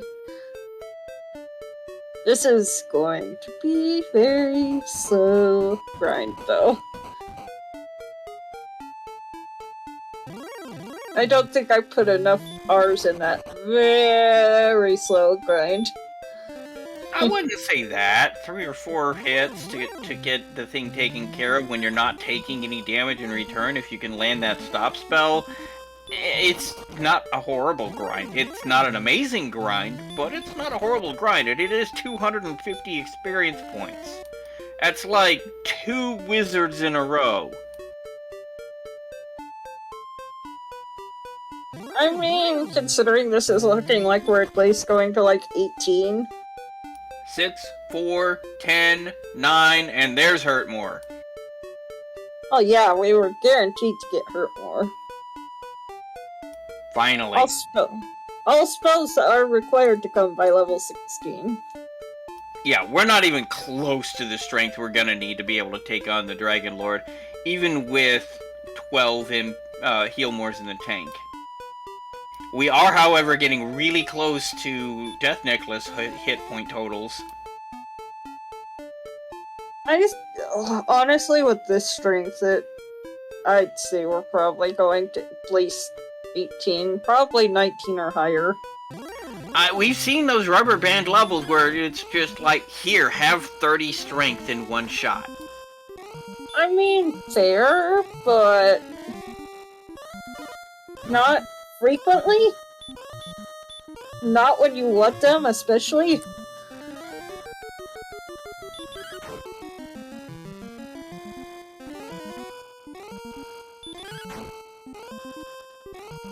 Also, you were saying something about crop dusting earlier or something. Yeah, 9/11 happens, all aircraft are grounded in US airspace. This farmer out in BF nowhere is all set to dust his crops for pesticides. And either doesn't listen or doesn't believe that anything unusual is going on and that all aircraft have been grounded, takes off from the little Podunk regional airport, and before he can get back to his field in his little crop duster aircraft has a flyover from 2 F-15s. Just like Marcus. Hi! Then he turns on his radio to get the message to land now. Land or we will shoot you out of the sky.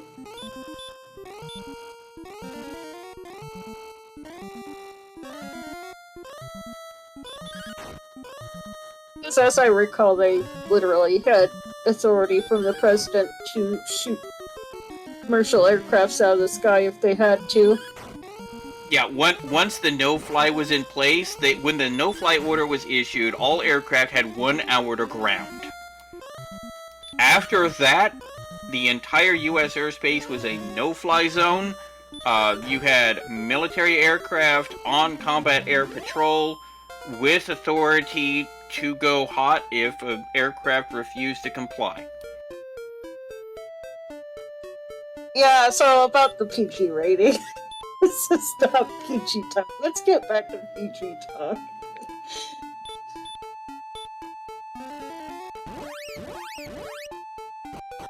Fortunately, he was smart enough to realize that he probably needed to land right the hell now, and did so. Probably was like, the heck, guys, I'm just doing my farming thing. Yeah, but, I mean, right now, we're settling in for a grind. Let's see, what is it? Level 17 is 12,000, level 18 is 14,250. It's gonna be a while. Oh, I am curious, how long did the no flying in the US last? Was it just like for the day, or?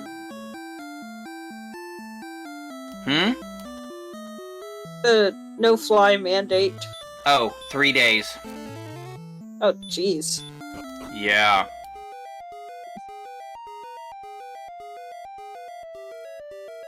I was actually working for American Airlines at the time, so yeah. Ooh, jeez. That was a fun few days at work. Okay, you got to do absolutely nothing and get paid for it. Oh no, I was doing things, but that's a different story. But yeah, no, it looks like Brian is 12-5 is 12 even is gonna be this next level, so he's still several hundred experience points out. It's another 3 golems. Isn't it 2?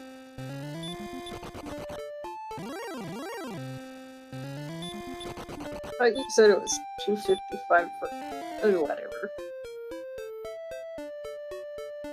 My brain is in Hurtmore zone.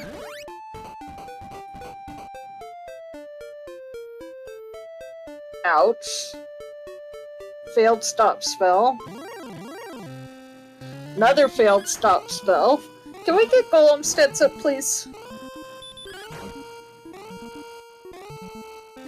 Ouch. Okay, it has a 6 of 16 stop spell resist. Thank you. Okay, so less than half.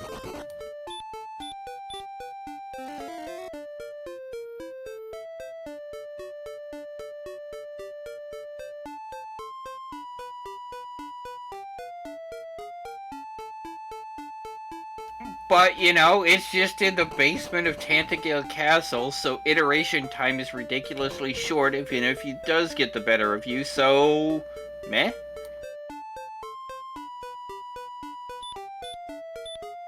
This is such a nasty seed. This is such a nasty seed.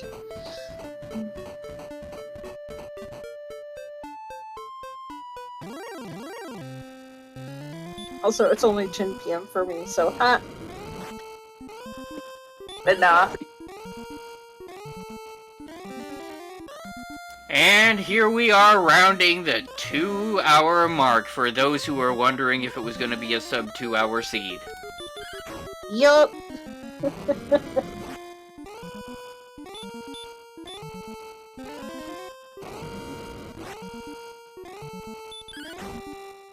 I mean this in the nicest way possible, but you do realize you can go sleep. Like, you don't have to stay up for this. Same to everybody else. But it is a very entertaining match.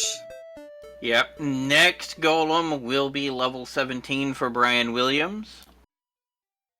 I'm calling 0 strength. That is cruel and evil, and I love it. I mean, what else do you expect from me? You should know me well enough by now, Sneaky. Strength stalls until level 19, and then you get like 30 strength or something stupid like that. I can see it happen. Until level 23. Chroma made his way into Hawksness. He's gonna get his armor soon. I say grind another level. That's too iffy.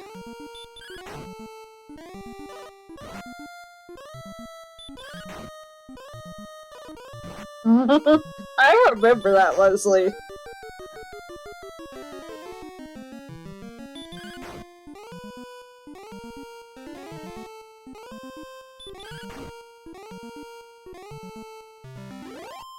So, yeah,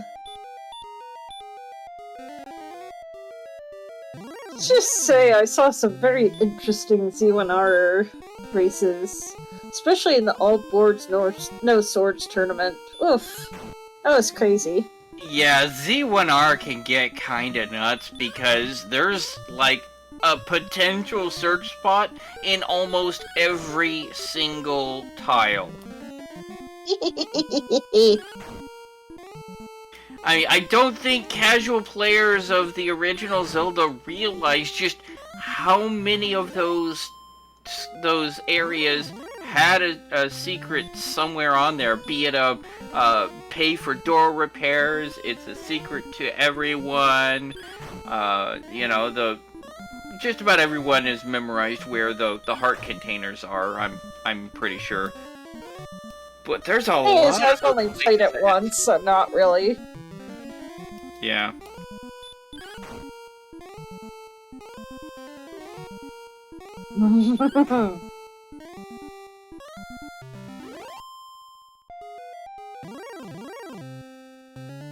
I am.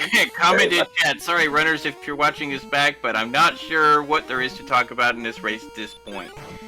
Unfortunately, right now, we're just in grind mode. Level 17 did not bring the strength required to take on the Dragon Lord. So, level 18 is 4250.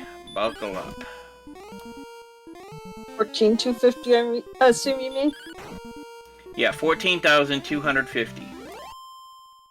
And 19 is 16,500. So, Siri, heck off. Serious?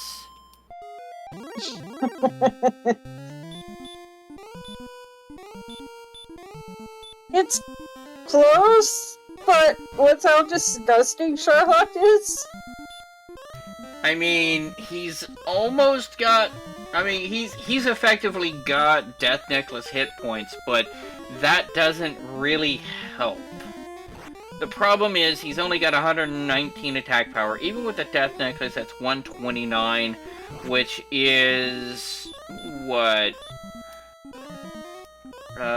Cut that in half, so that's, what, 14 to 7? 7 to 14, yeah. Yeah, that's, I mean, you got a boatload of MP, but that's just gross. I mean, especially with this Sherlock, with all of those golems, the red dragons, and all of the other obstacles in your way. Yeah, no, this is a super sketchy 17. Yup.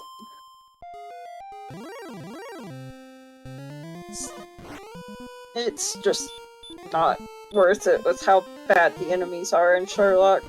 And this is actually where having dived Sherlock kind of pays off, because you know it's a pretty gross Sherlock. So you know if it's dicey, don't bother, just grind out to the next level. Go ahead, Firon. And it's now Thank you. Well, one thing to let you know about, since it's going to be a little bit before I have something to click, is to make sure to tune in to our other semifinal match, which will be tomorrow night, just a little under 22 hours from now. It'll be at 9 p.m. Eastern tomorrow night. Smashy against Tilo Tilo, Game 1 in their best of 3. And Game 2 of this matchup will be later that night, just before the stroke of midnight, which will be roughly 25 hours from now. Hey, Sneaky, you want to co-co on that? If I don't get thrown on... Oh, even if I get thrown on restream, that's 3 hours apart. For the Smashy versus Tilo Tilo, sure. I don't think I'm gonna be able to make the midnight run. Aw. Sorry, I have a kid. Fair.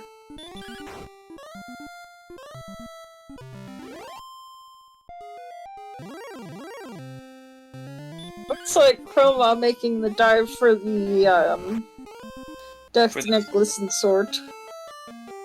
Now, here's the thing. Is Chroma going to Vanilla Sword location first? I mean, it's kind of that whole percentage versus time issue. I mean, right now, Brian Williams has literally more than twice Chroma's experience. He could fail 3 or 4 dives and still come out ahead.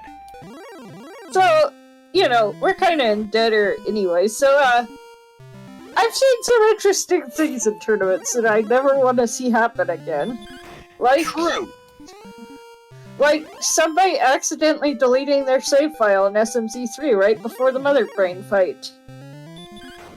Yeah, or power goes out and he loses not only the stream, but loses the game itself. Yep, or, you know, save corruption happening and things going horribly astray. So, yeah, I mean, I'm not saying it's going to be Brad Williams, but he definitely has a commanding lead at this stage in the game. But, yeah, just... things can happen, so, and just... my rule of thumb is never call it until the dot-down is in. Absolutely. One comment in chat. One losing runner claimed to be eliminated when his cat turned off his console. Oh, oh, that's sad. Oh, wait. We do have 18. Yeah, let's go. I think that's go. Yeah, let's go. With the Death Necklace, that's 141. That's a 10 to 20 range with 133 MP. This is absolutely go stats. Yep, so... let's go do this thing. And pray that we get better Sherlock than we did the first time. But then again, much better agility at this point. Oh, much, quote unquote. Yeah, more defense power. It went from super sketchy to about as free as it can possibly be.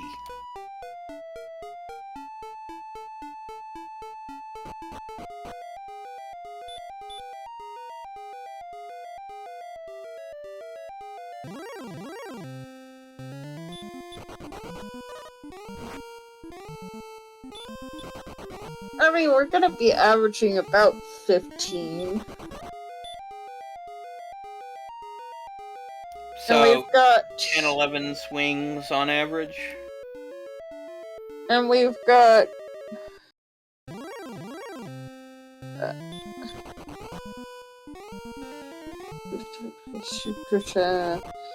16 Healmores? Something like that, yeah.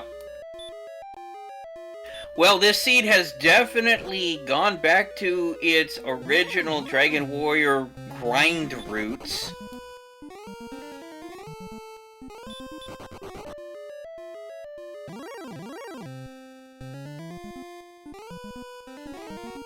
Also, yeah, this is...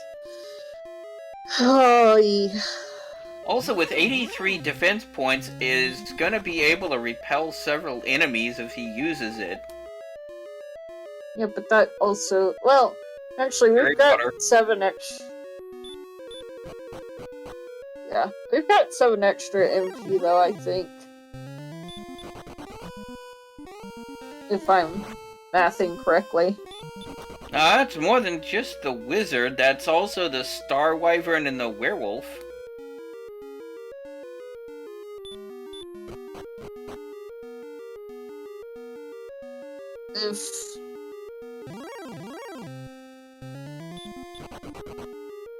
I mean, hey, avoiding those wizards is kinda nice, so, considering how gross they were on the first dive. Yeah, I mean, if he had a silver shield instead of a large shield, then things would be very different. Push in one hand, you know the rest. Yep. Hey, at least he's not going to be able to get bodied for 52 with a physical attack. Yeah, that's a thing.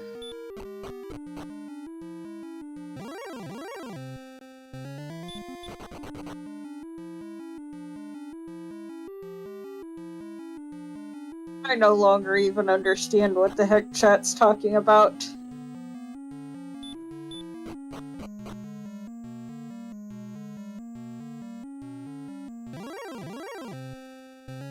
Brian's done a really good job this race. I think they're discussing a Super Metroid Randomizer run. It sounds almost as disgusting as that AK-47 seed. I mean, there was always that 6.5 hour SMC3 seed I rolled, and that was the winning time. Well, according to chat, the guy actually had to go into Subcon to go looking for items, and if you don't know what that is, it involves, basically going off, going outside of boundaries to be able to get to places. Okay. But then I also turned around and rolled the, world record seed at that time for SMC3 at the next seed after that 6.5 hour race.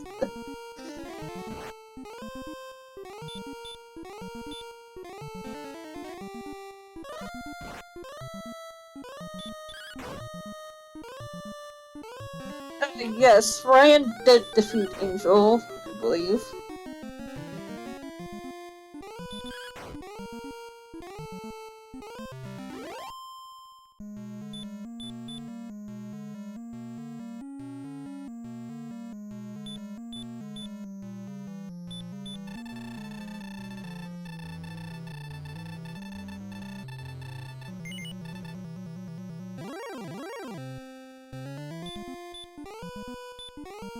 And thou art a fool. He's gonna go ahead and put on that cursed necklace, as we knew he would, which is going to give him 141 attack power and 102 health, which is not bad.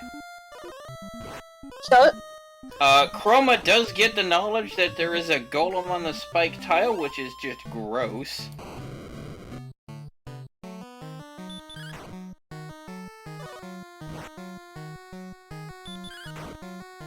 And Chroma's gonna be getting his ride back home so he can do the grind to 18.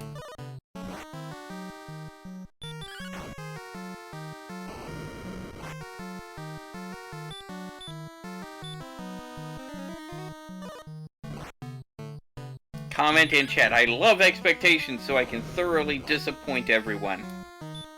I think most everybody's brackets were absolutely destroyed when in the first week.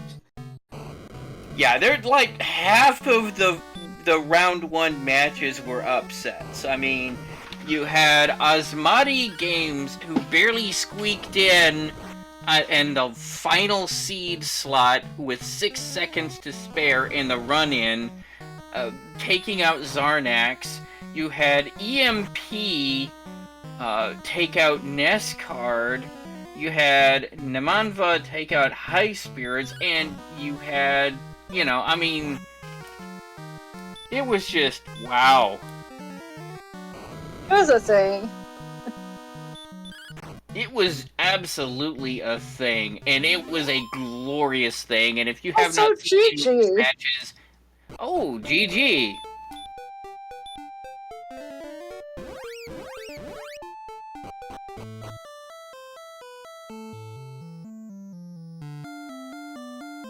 Bring out your GGs. Brian Williams has defeated the Dragon Lord and will win this match. Now, remember, this is a best of 3, so expect to see these 2 runners tomorrow evening on the second one. But right now, Brian Williams does have the lead, does have a 1-0 advantage over Chroma. So Chroma, if he wants to progress to the finals, he's going to need to win both of the next matches.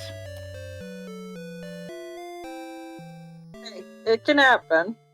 It can. It absolutely can, and has previously happened in other best of 3s in this tournament.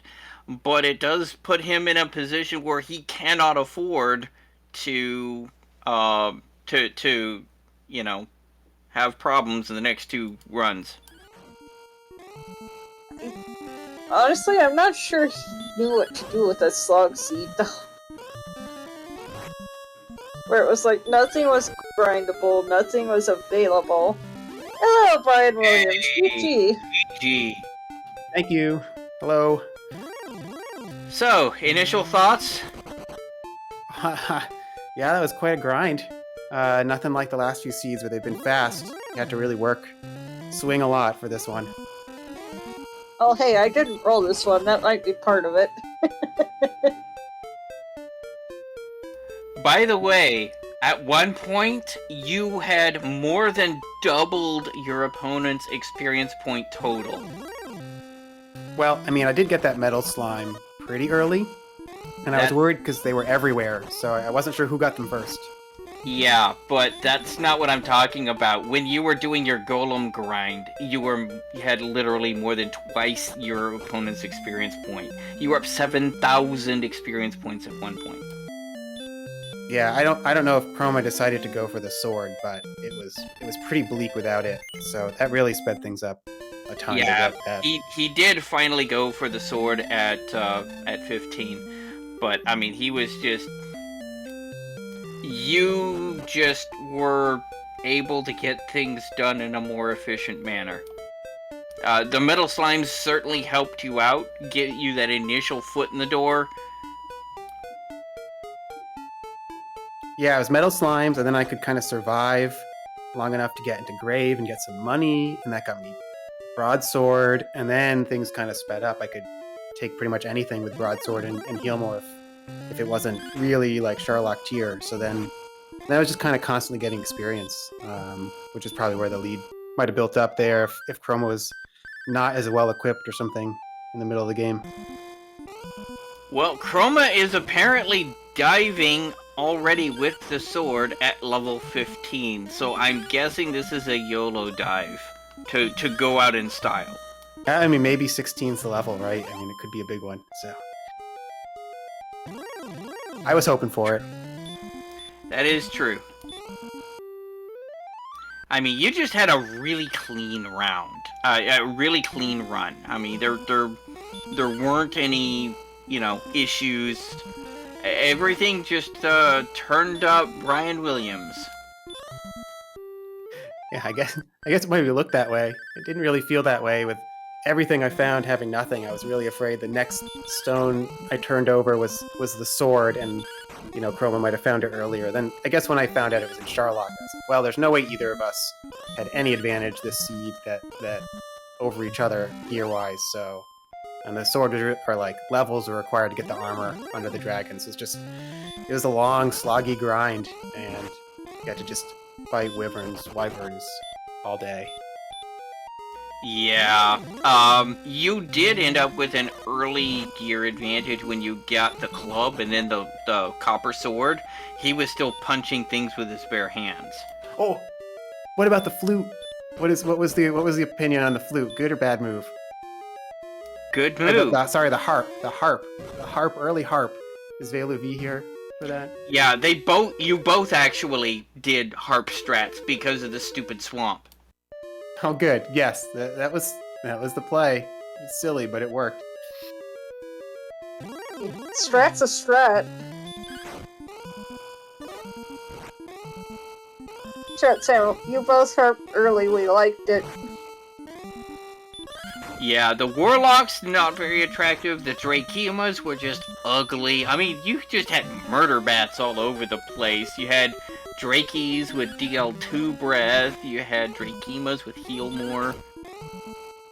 Yeah, I mean, I also I restarted for torches, because it became I wanted at least a couple of kills before I ran out of steam, and having just one torch wasn't enough. So I don't know. That felt like it helped me speed up a little those first couple levels. Yeah, that really did kind of help you out. That, and when you were starting to hit those wizards pretty reliably, that's when things started snowballing. Yeah, they were the one good enemy the flute could bring in. Easy to kill, didn't use torches, 8 experience. It was the harp, not the flute. We didn't play the flute against the golem. Stop spell did the trick.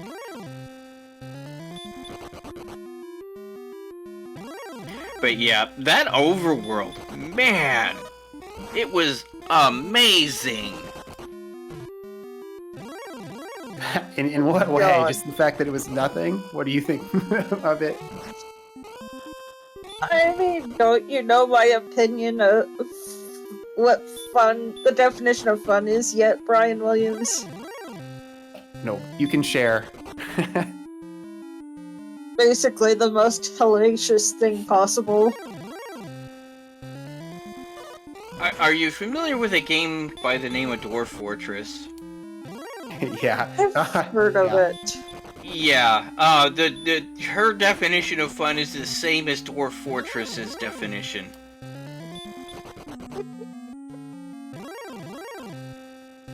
Yeah, but I mean, as bad as the overworld was, as far as everything was kind of a bunch of whammies. That zone right by the start, with sleep, even though the wolves had deal 1 breath, you could kind of make do there, and just, I mean, it might have been the best grind until we went for the sword.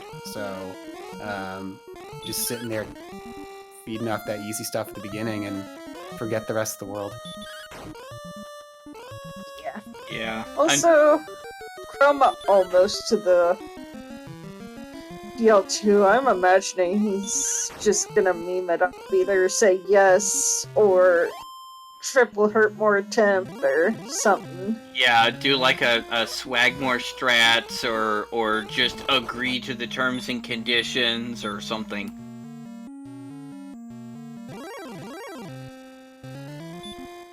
Because there's no way he's beating the Dragon Lord with 102 attack power. I mean, technically we're tickling him. We're tickling him consistently.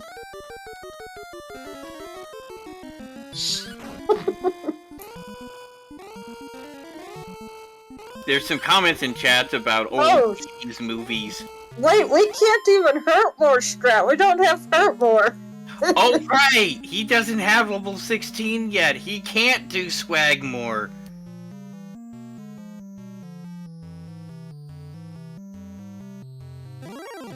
Oh, that's funny.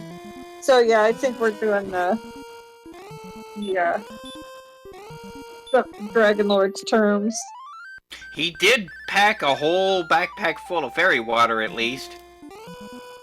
That's not gonna do him much good.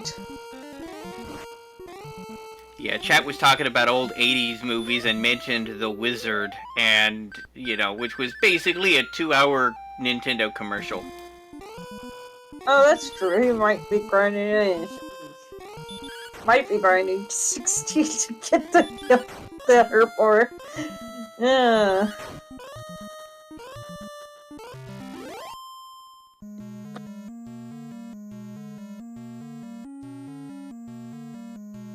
So, Brian, you've won the first bout, but of course, it ain't over until it's over. It is a best of 3, so... thoughts on your upcoming matches? Well, we got game 2 tomorrow night. About this time tomorrow we'll be starting, so hopefully people can come and watch again. And then I don't know. I mean, this was a tough one. No hurt more. I think I'm pretty ready for no hurt more seeds and practiced a lot in some of those races I've had in earlier rounds that were like 3 hours long. So this is kind of seed I've had a couple of already.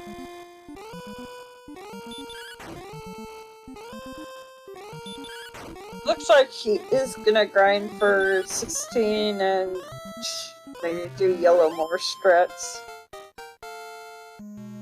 Yup, he just got 16. He now has hurt more, so he can now actually pull off Swagmore strats if he can manage to make those rolls. And it's 1 in 4,096 to get the first 3 shots off. Yep. This Armored Knight has to let it happen. Come on, we want to see some Hurtmores.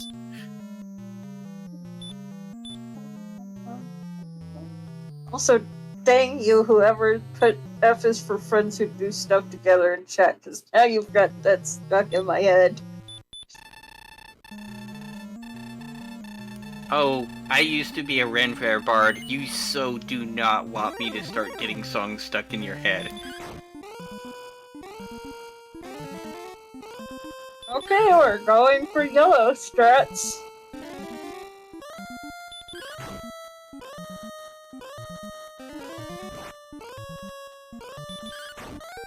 He didn't even put on the necklace.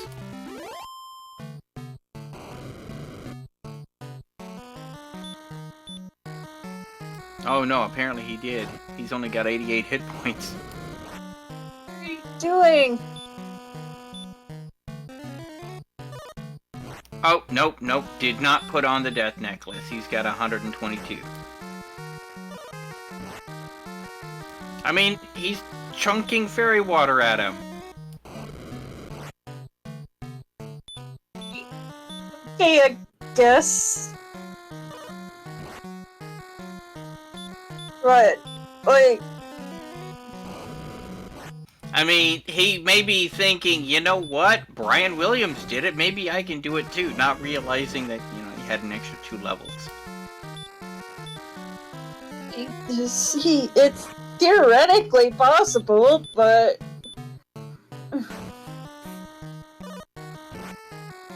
odds are certainly not in your favor.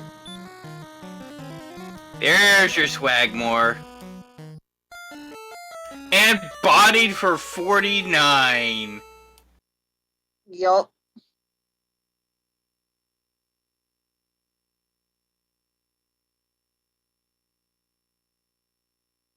GG, we have an official forfeit from Coma. Yeah, I don't blame him. Yeah, neither do I. I was the kind of trolley seed.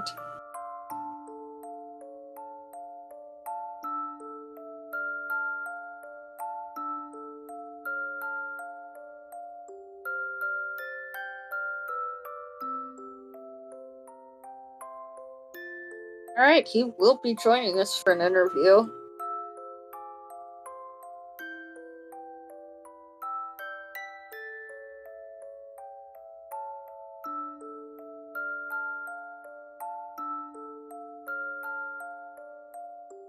Hello, GG Chroma. Initial thoughts?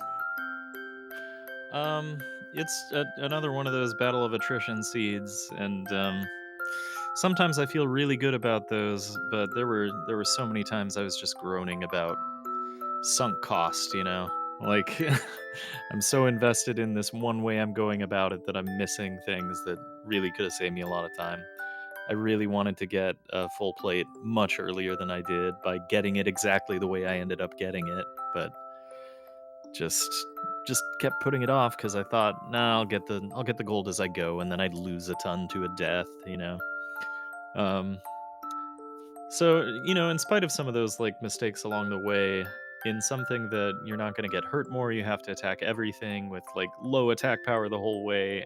I'm not going to feel like this was a huge margin of loss for me. In the long run, I feel like I did pretty well overall, but it's just this seed. Yeah. This seed sucked. Yeah, I think it Yeah. was a couple of metal slimes that Brian got that really gave him the upper hand early on. Those Yeah, were GG, nice. GG Chroma. I Hey, wanted to thank say you. that first. Yeah, thanks, Brian. GG to you. Yeah, That was that's a lot of commitment to things, and then they turned up like an herb or nothing useful. So it was a lot of like time lost to getting nowhere. It felt like. Yeah, I got one metal slime, but they were right next to the knights with the DL2 breath, and it was tempting, but tricky. What did you end up doing for your main grind? Looks like 18 was the final level there. Yeah, at 15, I went for the sword and Sharlock and just barely made it. The last floor was pretty rough. And then I went to golems under the castle and stop spelled them and just sat there for quite a while. Yeah, that seemed to be a pretty good way to go. As you were finishing, I had started to grind with repel some of the axe knights that were close to start, but I was thinking about doing that golem thing, but by the time I had sort of made the decision, you'd hit the dot done on it, and oh well. Yeah, early levels were really hard to come by, and just being kind of new to this, I'm curious about the silver harp stuff. If that's the right play there. Oh, that was absolutely the right play. Both of you did that. It was a musical stream, I think, for the first 10 minutes. Yeah, that was wild. I haven't come across that yet, where that seems like the right thing. I probably could have gone at the scorpions a little earlier. There's a good scorpion spot, but I wonder, how much of this game was right there in the beginning. When did we really start to separate? I mean, metal slimes were mentioned, but I'm curious around what levels that really started to happen. Well, it's really more of a case of snowballing, because the thing is, he also ended up getting a club and a copper sword pretty quickly. He found Cantlin really early, and so with that gear advantage, he was able to more consistently take down those magicians and then transition into some of the bigger enemies like the skeletons and those wolves. And it just kind of just snowballed from there. That makes a lot of sense. That Cantlin location was kind of free, and yet it was really scary to get to across that desert. I didn't really bother for a while, but yeah. The thing I did at the beginning was I reset when I saw torches and keys and set up the grind for the two of those. So I had a full inventory of torches and keys. I actually started selling keys to buy more torches in Cantlin to be able to keep throwing at things for those early levels. Okay. By set up the grind for torches and keys, do you mean you decided not to enter the treasury and come back in when you had some more gold to then buy keys there? There was a key grind in the armory. Very first time you went in from the start. You can get infinite chests just like you did it out of a cave. From the only the first time and you can before do that you with walk the outside. keys. You can do that if you get 2 keys. Okay, cool. That's cool. That's good to know. It makes perfect sense. I don't know why it wouldn't be that way. Just that's little things like that. Obviously aren't like everything, but they add up. You know, the inexperience is definitely a factor. That is so cool. Like, I love finding out things like that. I really do, because it's like, oh, awesome. That's another thing to use, and it's like If so you clever. It's just clever. watch the first 4 minutes of the VOD, and you'll see how it works. And Yeah. it will click immediately, and you'll Yeah, definitely Yeah, makes ba- sense. I use it already next got it. race. Yeah, for sure. Yeah, but basically what it is you open up your first 3 chests, you leave, you go back into the throne room, so that counts for another 3 chests every time you walk in there, and then you go and you open up 2 chests in the armory, the other 2 chests are infinite. Yeah, got it. Sounds good. And then the next one we're gonna run is obviously gonna be a jet seed, right? Like that's how this works. Yeah, please hurt more, please, somewhere. Starting hurt more. I mean, I suppose that depends on if I end up restreaming it. That is I the mean- deciding factor, isn't it? Be careful what you wish for. I have seen a Math Girl seed in which they started off with Hurtmore at like level 3 or 4 and had exactly 18 magic points at level 12. That is really bad. And then I of course you remember go that. 35 MP the next level, and it just, it rubber banded. But it was just, here, have Hurtmore, but you can't use it. Dang. Yeah, we could end up with one of those. I don't know. Those are kind of fun. That here's something that could be potentially useful for you, but you're gonna have to wait. I don't know. I feel like we wouldn't be playing a game like this if we didn't enjoy a little bit of the suffering of not being able to do it yet. It's like the whole incentive. Well, we'll certainly see. Or you could end up with, a jet seat until Sharlock and then just get blasted by the enemies. AK-47 seed. Okay, so yeah, I'll amend my statement. Then I can't stand that when it's at the end of the game. Like I like to be able to go and finish when it's good in time to do that. Yeah.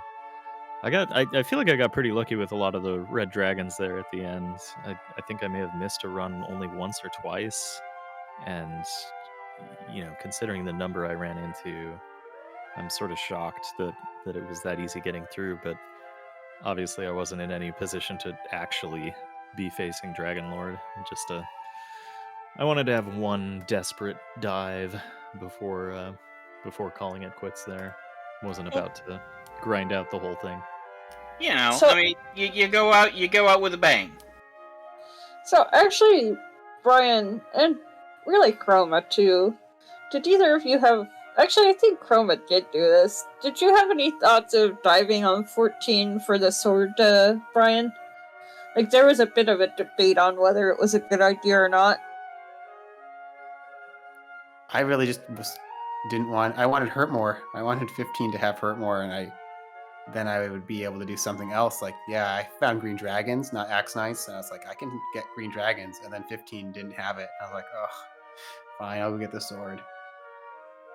Makes sense.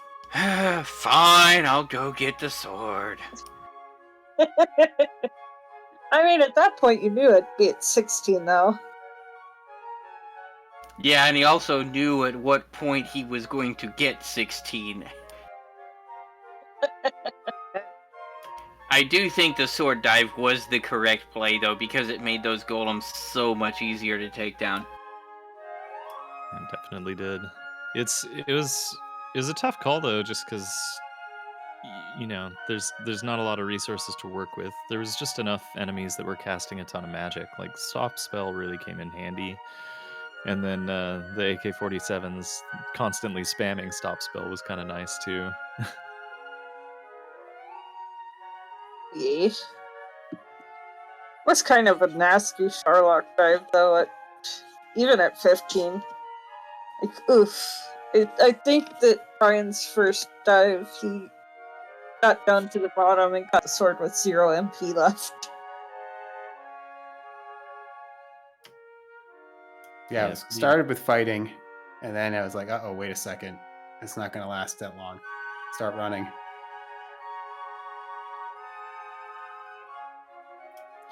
Well, it's now 8:45 Pacific time. I have yet to have dinner, and I didn't really have lunch either, so I'm gonna do that.